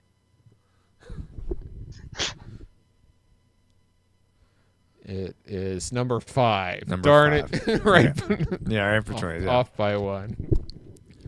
Which is episode number 5, if you care to watch it. Oh my gosh. Boring. And here's what we remembered about it. Ganon turns into a human magician and performs for the king's court while his moblins try to steal the Triforce of Wisdom. That's Link the and first Zelda, episode. Yeah, Sorry. Link and Zelda chase Ganon away and follow him into the underworld where they find a Pegasus captured by Ganon. Link and Zelda free the Pegasus and escape using the magic flute. And Link cops an attitude with Zelda and says, "Well, excuse me, princess." Unfortunately, that was Incepted. The last half was right, not the first half. Yeah, I wonder who that last half belonged to. But, you know what? Regardless, let's talk about things we liked. One thing we liked about this movie, this TV show, specifically this episode. Paul, let's start with you. I thought the king was refreshingly humorous. It's not. What? He didn't have the attitude of like a noble. Well, that's my Okay. daughter. Don't you dare. You got me, Paul. You got me. You're teasing me. What's your real? That is, I liked it. What? Yes. I don't know how I feel about that. Okay. I think you do know how you feel about that. You just don't want to say it. Q, do you have any likes about this episode or maybe the cartoon in general? I liked that it was a cartoon. Great. Okay. I actually liked First Thing the Unicorn. I really enjoyed that the music and the sound effects felt like they're like more Right fully from the orchestrated, came right from the game. They didn't try to pull, this is how Link and Hyrule sound, guys. And it sounds like a cheesy knockoff. Yeah, I really liked that. It was like the music, so that was really great. And Wait, are you trolling me? You really liked it? Is that what you're telling me? yes, I really liked it, Paul. All right, that's fair. Let's go just real quick. What was our classic makers about this episode? Paul, let's start with you. Actually, Keithos took mine. It was that they actually made this cartoon. I thought the character designs and the animation, the fact that this cartoon exists, I thought it's really cool that they did this, and I thought they did it well with the character designs. Now, are you in the camp? So I'm in this camp. Okay. That they should have just completely nixed the Super Mario cartoon and just made the Legend of Zelda cartoon, because this is so much better than that. Not nixed, but they went on to create more like Super Mario World and like cartoons. I wish they went on to create more Zelda cartoons. Yeah. Maybe side by side if they could only do one. Maybe do every other. I don't know. Yeah, I wonder what I didn't look up what the story behind why that didn't happen, because Money. it seems like The answer is always money. well, I don't know. I don't not necessarily with Nintendo. Nintendo could be like, "Oh, you didn't use our property right. Now we're not going to let you make another Super Mario Brothers movie for 20 years." Well, look at the money it didn't bring in, and you wonder why. That's a fair point. RetroRewindPodcast.com/6 for our Super Mario Brothers the movie episode. But okay. But so that was your classic maker that this exists. Yes. What about this episode specifically, though? Well, I like the character designs. Okay. In general, I thought it looks more realistic, not less cartoony, and I like that. Yeah. For me, I actually liked that Zelda seems to have a lot more agency than she does in the games. What do you mean agency? Like she represents an agency? What do you mean? She's an agent. She represents. When you see her, you run. She's so agency. You gotta run. agency in that she's not just waiting to be rescued. She's not captured and just sort of waiting. That she is able to destroy one of the, I think she destroys the Staphlos or one of the giant that's hurting Link with her bow and arrow, which I don't really get why she has a bow and arrow all of a sudden. Because why not? But she does have more agency when you get to Ocarina of Time, when she's actually the character of what's her name? Spoiler. Sheik. Thank Sheik. you. Yes, spoiler alert for Ocarina of Time. So that's cool when you see that develop there. But this cartoon had it originally. I thought her character was very flawed in other ways, but I did like that she contributed to the adventure. She wasn't just like captured every episode and Link had to rescue her every episode. She was part of the team trying to free, like in this one in particular, the unicorn. You must help me, Link. Hey, for you, Zelda, anything. That was pretty spot on. Yeah, well, speaking of that, Paul, maybe we should get to the things we didn't like about this. And that's pretty much one of them for me. The dialogue, some of it. Oh, come on, kiss me. Some of it's great. I felt like Link had a lot of fun lines, funny lines. Yeah, like, and he was also voiced very humorly, in a very comedic way, which I enjoyed. But looks like I'm about to drop out of the hero business. Yes, that was one. There's another great line that he said. I didn't just fall on my face, fall out of the sky for nothing just then. Something like that. But you had to be there. It was funny. Exactly. Wow. But the King's dialogue at the beginning, I know you liked him, Paul, but I was just not having any of it. It was refreshing. No, it was not. It's just very weird. I don't feel like a father or a king would act like that. So I felt like he deserved to get captured. Oh, jeez. Safe. What was that? I said safe. Safe? Yeah, you're safe with that answer. Like, yeah, I agree. Oh, okay. That's a safe answer. Q, is there something you didn't like about the series or what you saw of this episode? Yeah, the series I couldn't find on Netflix. How am I supposed to watch it on Netflix? It's streaming YouTube. on Vudu. Is it on Vudu? Yeah. Really? Oh. Cool. Just watched it there. I figured I just have to resolve to YouTube, but okay. So it's on YouTube? Yeah, which it's for free? Interesting. Yeah, for free. Okay, because it's not free on Vudu. Oh, okay. But what's weird is the one I watched had a different Mario and Luigi skit at the beginning and end. Oh, it wasn't Rip Van Winkle or whatever his name was? No, it was that one, but on the VHS, I remember being completely different. Like it ended with a Diana Ross Supremes cover artist, which was weird. Interesting. Maybe someone recorded over it.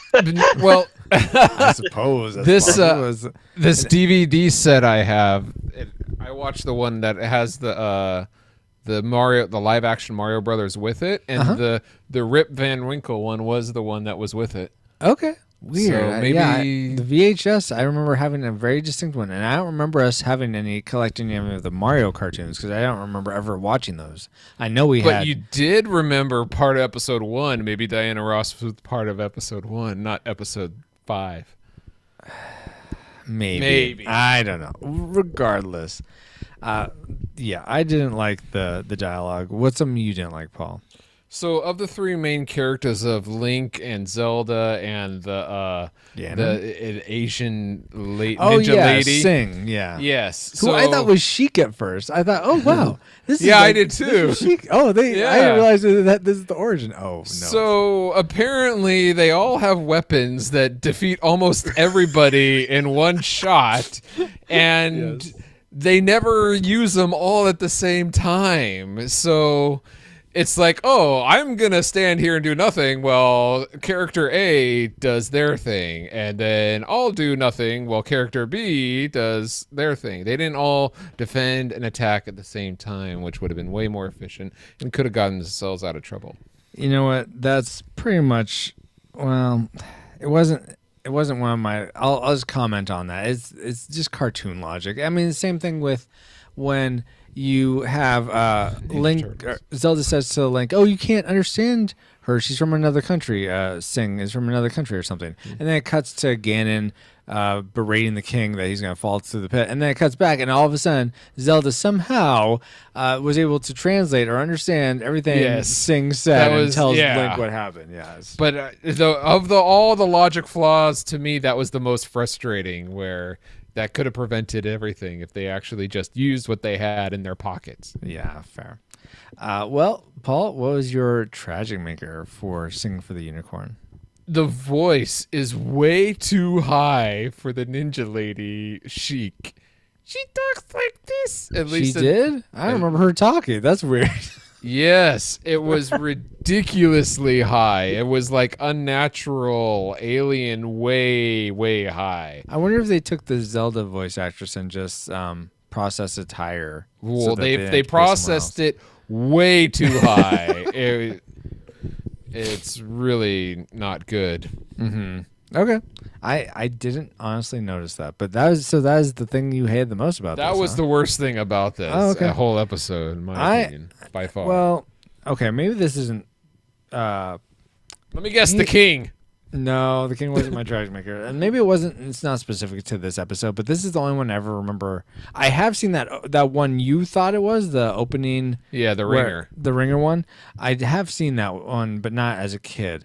Okay. This was the only one I remember seeing as a kid, and it's probably more the time that we're living in now. But I found.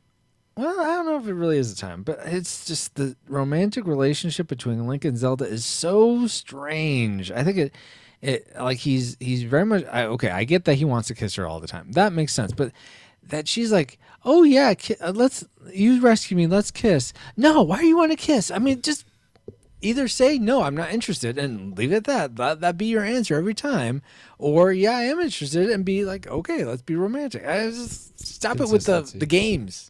Yeah. Well, she means yes meaning no and no meaning yes. Yeah, that doesn't help anyone. Just say where you're at. Be upfront about it. Well, that's why he's always asking for a kiss, because sometimes she'll say yes and then they'll get interrupted. And she wonders why he is always asking. Jeez. Yeah. Oh my gosh. Okay. Anyway, so that is my tragic maker. That Princess 89. Zelda never learns. It's almost 30-year-old cartoon. Wow, I can't believe that. Okay. Well, Q, did you have any tragic makers other than not on Netflix? Okay. No. Well, according to the Retro Rewind podcast, we're going to now go to the final rating of this TV show. Sounds good. Firing solution complete. Rating salvo at the ready. On your mark. Do we rate Legend of Zelda, this secondary target, a classic? We'd recommend, not Legend of Zelda, Sing for the Unicorn, the cartoon episode. A classic, we would recommend anyone go and watch this episode. A nostalgic, we'd recommend if you enjoyed it as a kid, maybe it'd be worth rewatching. Or a tragic, it's not worth anyone's time today. Paul? If you've never seen this, you're not missing much, in my opinion, if you never watch this. If you do see this, well, let me put it this way. I have the video series, and I've been wanting to watch it I've had this for years, and I've started watching with episode 1, and by the time, episode 2, I'm just not into it. And I've seen the first episode like 4 times. I tried to watch this series, and I've never been able to get to episode 2. So I skipped ahead for this one and watched episode 5. But one of the things that I really enjoyed, it's only like 15 minutes long or 20 at the most. Yeah, it's not very long. It's really quick, yeah. So it inspires me to go back and watch. I think there's only like 12 or something like that. 12 episodes.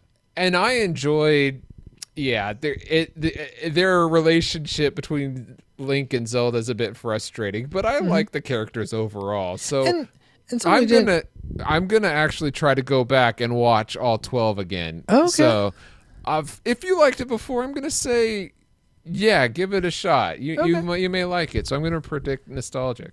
Predict or actually rate? Actually rate it nostalgic. Okay. Something you didn't touch on, or we didn't touch on, was I felt like the overall animation of the action, like this seemed like very action heavy, and I felt that was animated pretty well. Yes. So, but that's not enough to make it more than a tragic for me. I just didn't. I mean, it's fine to watch, I guess. I remember it. I remembered it a lot more fondly than it ended up being. Oh. So I'm like, Your expectations were too high. I guess. Yeah. I'd much rather, like I said, make that Link's Adventure anime or like the CG Majora's Mask, which looks so beautiful. So it's. I think it's a lot of the overall quality and just the relationship dynamics and dialogue. Everything we already said. So yeah. The one thing I liked most is the one thing you hated most. Well, now we have a tie. So Q, what's going to be the tiebreaker? No, I say nostalgic. You say tragic, right? So then we Yeah. need a tiebreaker. Okay. Exactly. Just What I just said. understanding. Wait, Sorry. so what do I need to do for coming up with You say classic. That way it's a draw. No, say Oh, my. nostalgic or tragic. Oh, okay. We Just don't go with like. your gut. We don't have like a little game. No game. Okay. All right. I guess if you want to make it a game, like have us play for your sense. Your Okay, which sensibilities? monkey can dance the best? Oh man. Okay. No. In my gut, like I know what I would pick. I don't even like. For me, I would rate this tragic. Uh-huh. I didn't even remember a single second of it, and even though we had it on VHS, Francisco, like even if I watched it, it was so unmemorable to me like just watching it now, like I watched like 5 minutes of it, and no, I I would turn it off immediately. I definitely would rate it tragic, even though I have limited experience rewatching it, and I have no memory of watching it previously. On first instincts, I would rate it a tragic. Fair enough. Well, according to the Retro Rewind podcast, we rate the Legend of Zelda. There's no "the" in this cartoon. Legend of Zelda, a Sing for the Unicorn episode. Yeah, there is. Is there? Yeah, The Legend of Zelda. Oh, Yeah. okay, never mind. The Legend of Zelda, Sing for the Unicorn episode, a disputed tragic episode. If some of the things we liked sound good to you, well, actually, we'd recommend this to no one. So unless you're in Paul's camp, maybe you rewatch it. But otherwise, yeah. But with very low expectations. Yeah. I wonder, is there something you guys would recommend, like a game cartoon that you would recommend, or something like that? A game cartoon. Like I would recommend Captain N. But I haven't. Castlevania. Oh, new okay. Netflix The new series. Castlevania. Absolutely. Okay. Absolutely. Yeah. How about you, Paul? Can you think of any series? Like as I was saying, I think I would like to see if Captain N holds up, but I don't know. I feel like it wouldn't. I would think it would hold up just the same. I can't think of anything off the top of my head. Okay. Well, regardless, good luck with that. Now, let's see if we can actually get back to our own time. If there's no other targets, let's bring us back to 20XX, please. There's a glitch in the Matrix. Comsat online. Receiving incoming transmission. There we go. All right. We don't really have any feedback, though. I didn't check iTunes. Let me check that real quick. You guys are putting stuff in the chat. Do I need to see what that is? Oh, it's a link to IMDb that shows that the word "the" is in the title of the TV series. Oh. Gotcha. Okay. So you win this one. Ganon.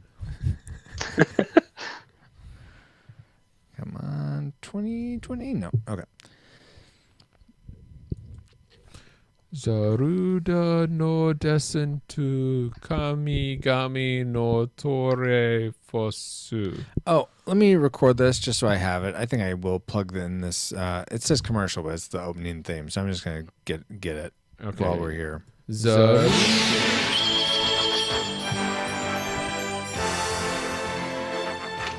is the Triforce of Wisdom, Link.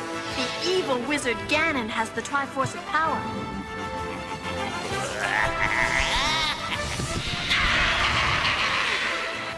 gets both Triforces will rule this land forever. You must help me, Link. Hey, for you, Zelda, anything.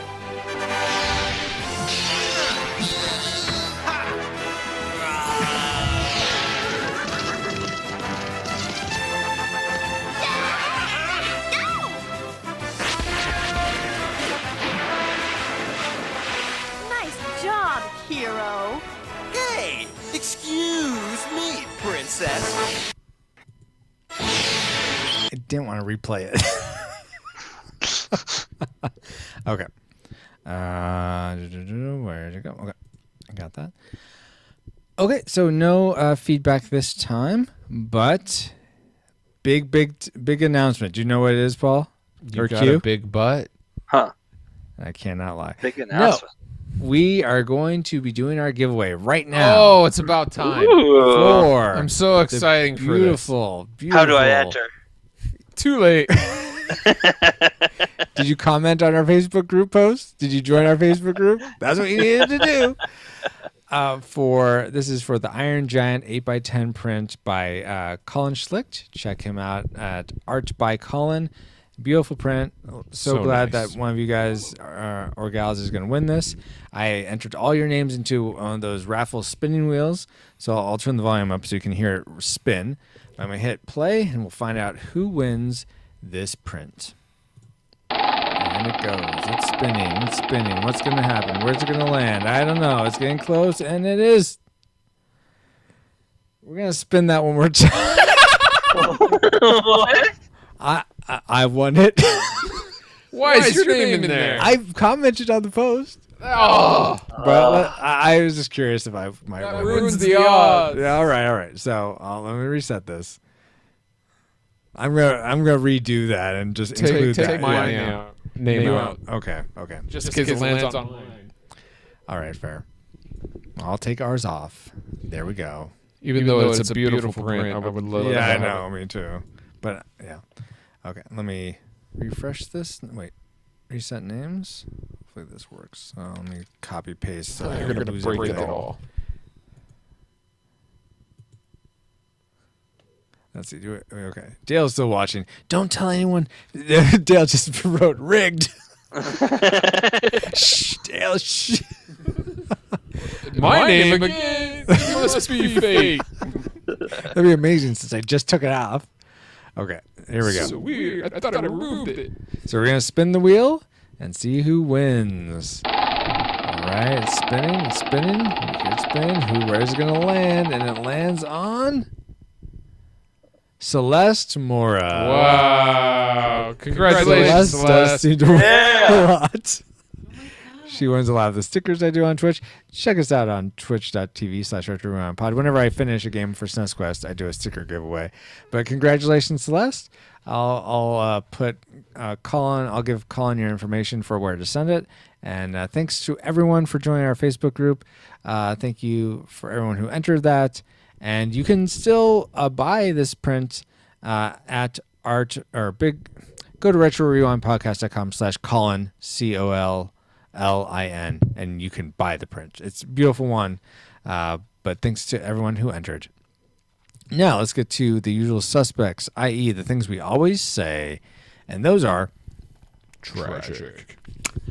vote on the movies we cover at retrorewindpodcast.com/vote. Buy our t-shirts at retrorewindpodcast.com/store. Get bonus content and more by supporting us on Patreon at retrorewindpodcast.com/support and contact us at retrorewindpodcast.com/contact.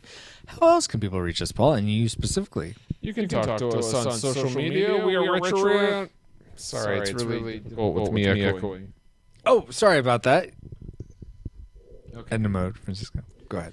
You can talk to us on social media. We are Retro Rewind Pod on Facebook, Twitter, and Instagram. And you can also watch us record these very podcasts, as well as live streams of video games and pixel art illustration. If you follow us on twitch.tv/Retro Rewind Pod, even if OBS is not working, because we will give you the correct link.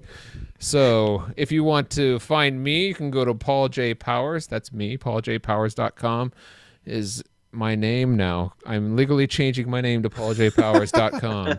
You can find me there. All right, I'm not changing it really, but make sure you listen to next episode when we cover Disney's The Hunchback of Notre Dame. Ooh. One of those I've never seen, so it'll be interesting to hear that conversation. I've never seen it either. What? Yeah. There you I'll go. be listening in for your guys' review. Awesome. Awesome to hear that, Q. And as Paul mentioned, we are on Twitch, and subscribing to our channel supports us for anywhere between $2 and $5 a month. You can even subscribe for free with an Amazon Prime membership. Just go to retrorewindpodcast.com/Twitch Prime to learn how to do that. It'll just take you to a YouTube video that just explains what to do. And a big thank you to our current Twitch circuits. Those are our Twitch subscribers. Napod, Doc Holiday 364, Christian Geek Central, Rodius 1886, Chris Nitz, Eric the Viking for Herky, Nathan James Norman, Paul J. Powers, Dale 71129, and Matt Cowan. Thank you all so much for subscribing to us on Twitch and supporting us that way. And big thank you to you, Paul. This has been an awesome 6 years. So glad we've been getting to do this. Amazing. It's been 6 years. Wow. I know. Jeez. It's, yeah. Do you think we would make it this far? Yes and no. Yes, no, okay. I think we still have another year before we get to into our 200s, though. That'll be probably the next big milestone. But 6 years, so glad to do it with you, Paul, and do the podcast with you, Paul. You're welcome, Francisco.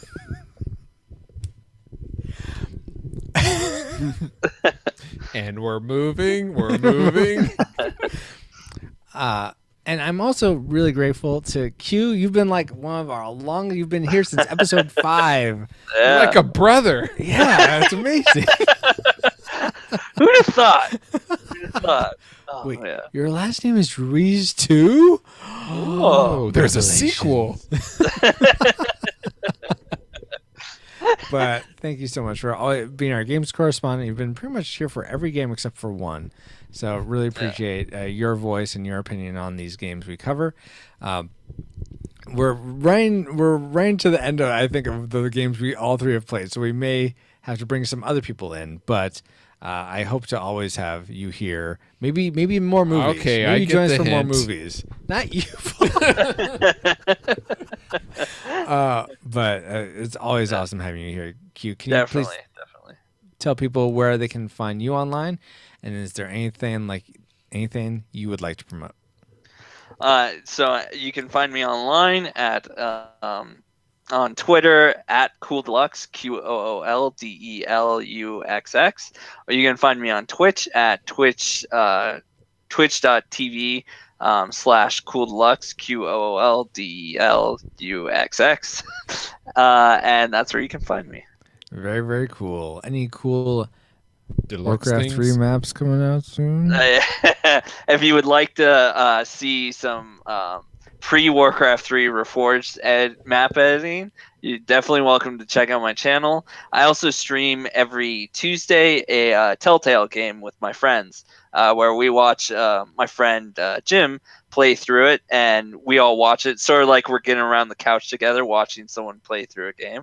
So if you want to check that out, every Tuesday at 7 p.m. Pacific Standard Time, you can come hang out with us, see some cool new Telltale episodes. Right now we're working on Minecraft Telltale. Oh, okay. Very cool. Though, didn't Telltale fold? Yes. Yes, it did. So watch them while you can. Yeah, we'll eventually reach a end of content point, but they create a lot of games, so Okay. we still have a while to go. Nice. Yeah. We've been doing it for about a year now. Okay, Wow. cool. Well, thank you again, Q. Thank you again, Q, for being here.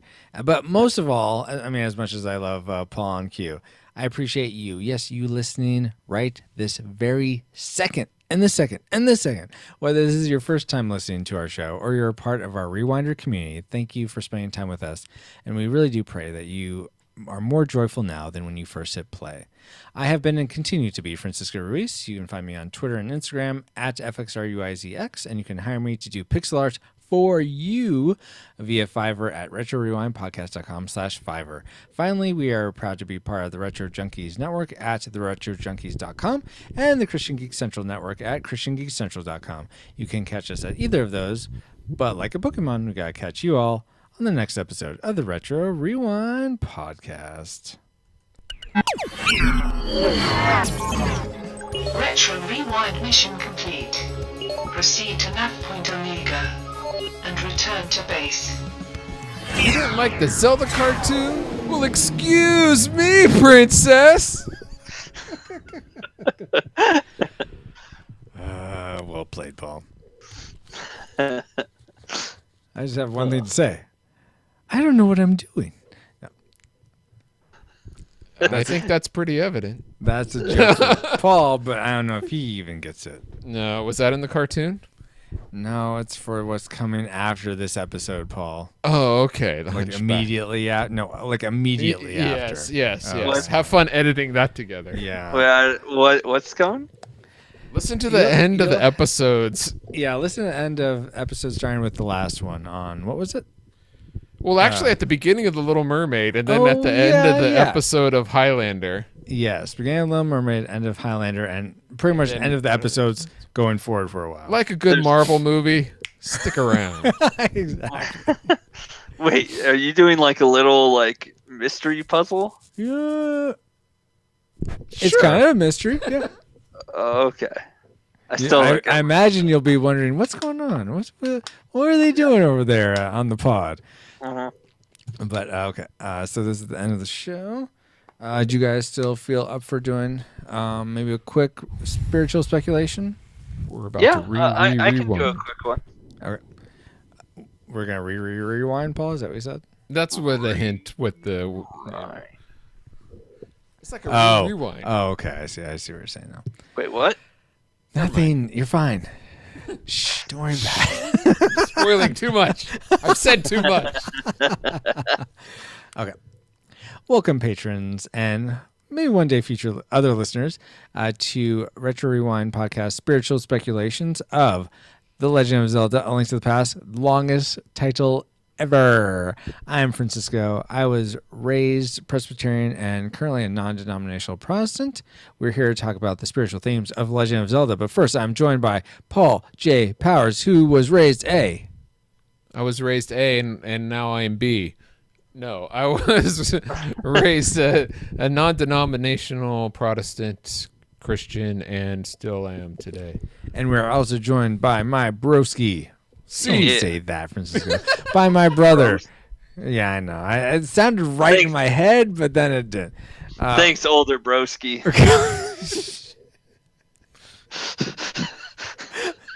Nice. Q, who was raised Presbyterian along with me and is currently a Presbyterian. Presbyterian. There you go. So, guys, one question that I had playing through this game, not so much watching the cartoon, but definitely playing through this game, is do you think that this game is in a way a metaphor for touching another reality? Like let's say heaven, like we're told that the kingdom is here on earth now. I think that's a way to interpret scripture. I could be interpreting wrong. Oh, so you're a millennial? No, that's not what I mean by that. Maybe post-millennial. Your king. Oh, here we go. The Lord's Prayer. Your kingdom come. Your will be done on earth as it is in heaven. So that's, I think, speaking of kingdom and will being done on earth. Right? Am I wrong in thinking that? Paul, former youth pastor. Is that your question? Or are you just setting up your question? I'm still setting up my question. I don't know if I'm setting it up. Apparently, I have a lot more reading to do. I thought I knew for sure, but now I'm not sure. Let me just do my question. Okay. Do Can you you give me a think- straight answer? Certainly. What was the question? Can you give me a straight question? Do you think that there is a way for us? How would you? Oh my gosh! This Is there a way question or is how? going down in flames, guys. On the Take side a of my breath. face, Steph, breathing. breathe in, breath. Breathe in.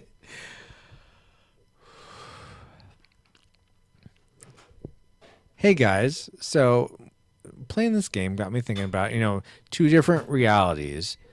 How Do you think there's a way for us to experience the reality of heaven without like something like a near death or what's it called when you die but then come back to life? Near-death experience. Is that called a near death experience? Yeah. For Or some are you reason, I talking feel like about resurrection? Or are you talking about zombies? no, like when people say they've had a heart attack, then they see a light tunnel and then they're revived and come back. That type of experience. Right. Do you think you have to? That's the only way, or do you think there's other ways to experience heaven on earth now? Oh, that can be interpreted in so many ways. Well, interpret it any way you like and answer the question. Keithos, you want to go first before I rattle off a list of 20 different ways Yeah, that I you know, can experience heaven on earth? This is a very open-ended question. Yeah. Let's see if I can find one end to open it on. Okay. I do think there are ways to experience heaven while on earth. Mm-hmm. That's such a loaded statement in Right. itself. I'm not going to judge you. Well, Yeah. I'm not going to. What was our discussion, Paul? I'm not going to. Oh, yeah. What was that word? We came up with a better Was word it besides judge. discern? No. I don't remember. But moving on. Yeah, go back to the past spiritual Yeah. speculation where we talked about Yeah. judgment. Oh no, we haven't yet. That's in Judge Dredd, which we haven't released Oh, that's in the past, but in the future. yet. It's a link to the past. Anyway, Yeah. Okay. So I do believe you can experience heaven on earth, and I think a huge part of it has to do with actually, I feel like you can feel it when you get these sudden moments where you feel like God is kind of pushing you in a certain direction, and you, instead of like, I guess, like being afraid of the path, you accept it. okay. And like I because I don't know, I like you start experiencing, at least for me, I felt like I've experienced life change when I accept God's like path for me, right? And like my whole world changes. Like the things that happen to me on a daily basis start changing too.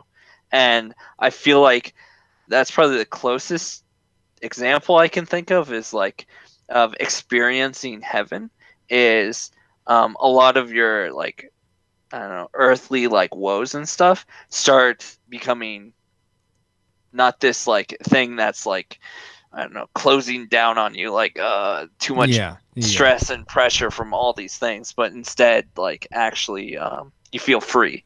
And I don't know, it feels like you, even though you're like following one path, it feels like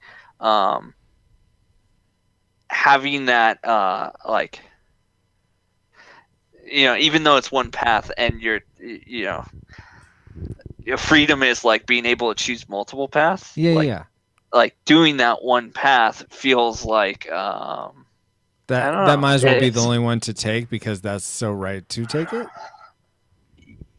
I guess so. Like it's really hard to explain. Sure. It feels like heaven on earth is hard. What? No, it's so I know, easy. right? Yeah, but exactly like I don't know. In a way, I kind of see heaven as like you truly feel free of all these like external or like earthly or like even stuff like devil stuff like you feel very free from all of that because you are actually like, I guess, like a part of God's will. Yeah. So almost like yeah. Almost And go ahead. sorry, I just, there's more to it, and I don't want to get too bogged down, but also like following that path not blindly, I guess. Yeah. Like it's not it is faith because you don't know where you'll end up, but it's not blind because you've like already felt the world in other ways, the earthly world in other ways, and devil, all that kind of stuff. So it's not blind, but you don't know where you're going, if that makes sense. I think so. Yeah. What do you make of that, Paul? Boy, that is such a weird segue. It's so different than the original question. Well, okay, just answer the original question then. That's fine. Which is, how do we experience heaven on earth? Yes, Anytime with me, and you have no, it's heaven on earth.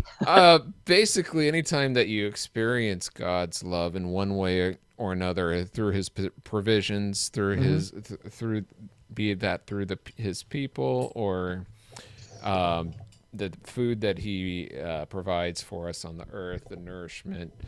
It can be said of a lot of different ways. The kindness of a stranger can be, spending time with God through prayer, their singing, feeling close to God. Then there's the whole getting slain in the spirit, and then there's like experiencing like through visions, and even Paul said in 2 Corinthians 12:2, it says, I know a man in Christ who 14 years ago was caught up into the third heaven. Whether it was in the body or out of the body, I don't know. God knows.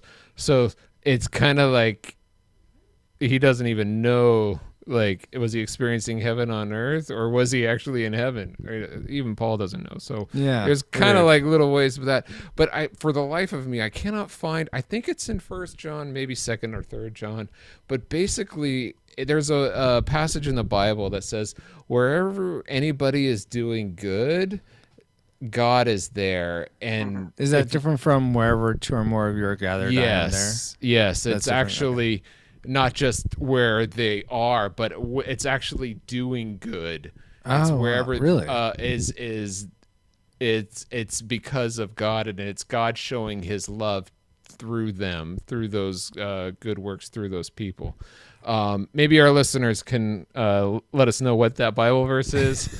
And if I can find it later, definitely bring it up in some format. Well, Dale those are many different ways. Okay. Well, and Dale describes another way. This isn't the Bible verse, but he said, I recently heard a story from Georgia about a 4-year-old that reached out to an elderly man that was very grief-stricken. So I feel like that is... Well, did he hit him? Reach out to an elderly man and knock him? I just reached out as like to be a source of comfort, and like you're obviously hurting. I don't know. I imagine that meant, I don't know what the story is, but just sort of like, hey, I'd like to get to know who you are, or maybe he was like almost like an uncle or a grandpa to him or something. I don't know. Just sort of treated him that way. But we'd have to hear more about that story, Dale. But that's good to know. For me, I mean, sometimes I wish it was more clear. Like all you had to do was, you used your mirror and you were experiencing it, and it wasn't as ambiguous. But then I think that would take a lot of the teeth out of having to have faith in God, of course. So I think that's just my fleshly, like just wanting certainty. We talked about certainty last time Q was on this. I need to remember. Bring it out, me, Q. But I think one of the ways like, even though Paul kids just spend time with me and that's heaven on earth, but spending time with really good friends that you can have good conversations with, I feel like that is a foretaste of heaven, because I imagine even though we'll have work in heaven, there's going to be you're going to be around legit family, because we're all brothers and sisters in Christ. And even though we may not like everyone in that family, I think we're all going to get along fine. And if you have really good friends or really good family that are also Christ followers, you're going to get to shoot the beeswax with them forever. So that sounds like a really good time to me. So. And Dale says the man was overwhelmed by grief that was surprised that a random 4-year-old at a grocery store reached out toward him. Mm-hmm. So it's still not giving us a lot of the details of what that means. If he's just trying to comfort him or trying, hey, will you be my friend or what? But thank you, Dale, for explaining it a little bit more. So that's my thoughts. Let's go with one more question. Q or Paul? Who do you think has the best? Which of you has the best question? Let's go with Q. Okay. Let's go with Paul. I have Okay. a question. So, do you think this, because there's like 3 different timelines or whatever for Legend of Zelda, do you think this timeline takes place during the millennium or before the millennium serious right now? or after the... Okay, ask your real question, Paul. My real question is the world, the dark world that Ganon is in. Mm-hmm. It seems like it's amazing to me how one person, Ganon, can take what is a great green world and consequently make it a horrible place to live in. Like even nature is corrupted by it. Mm-hmm. And it seems like that's a lot of power for one person. And so it kind of reminds me of like the Lion King when Scar takes over, how the land becomes destitute, you know, and like all brown and like nothing. I'm like, do you think that can really happen in real life where one person in charge and like everybody is affected in such a negative way across the land? Like all the green is brown, and you know what I mean? To the extent, it's like, I want to think that's possible, but I don't know if we've ever seen it in history. Metaphysically, isn't that what the story of Adam and Eve taking the forbidden fruit is? In a way, there's a parallel definitely there, yeah. But I'm talking to like, okay, this is like almost unrecognizable, like as far as... Oh, you mean like a literal, like it's like... Yeah. A side, B side, yeah. Yeah, like if Hitler took over, I don't think it would be that brown, and you know, there'd still be trees and stuff. Well, the thing is, if things were so fast like that, they'd be much easier to detect, and people would be more ready to stop it. But I mean, it's like anything like with... Don't talk about the frog and the boiling water in the pot.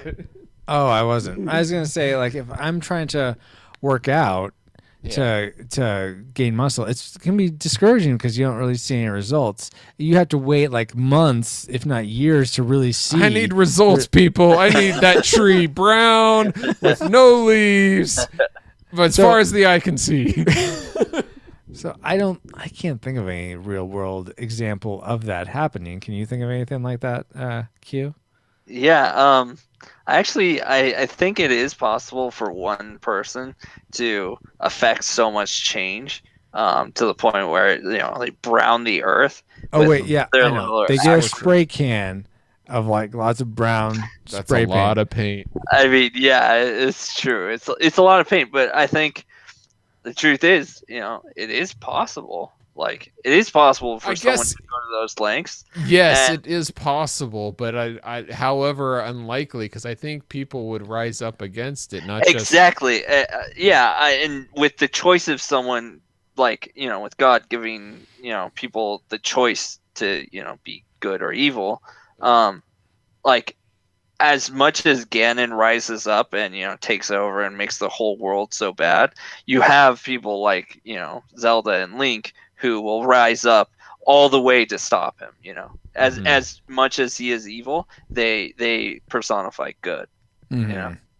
And I don't know, I'm pretty sure I believe in the fact that there's more good than evil. Evil is limited and good is limitless. Because God is good and God is infinite. Exactly. So yeah. Exactly. Small technicality. So while someone can change it, I think there's infinitely more ways things can change for the good.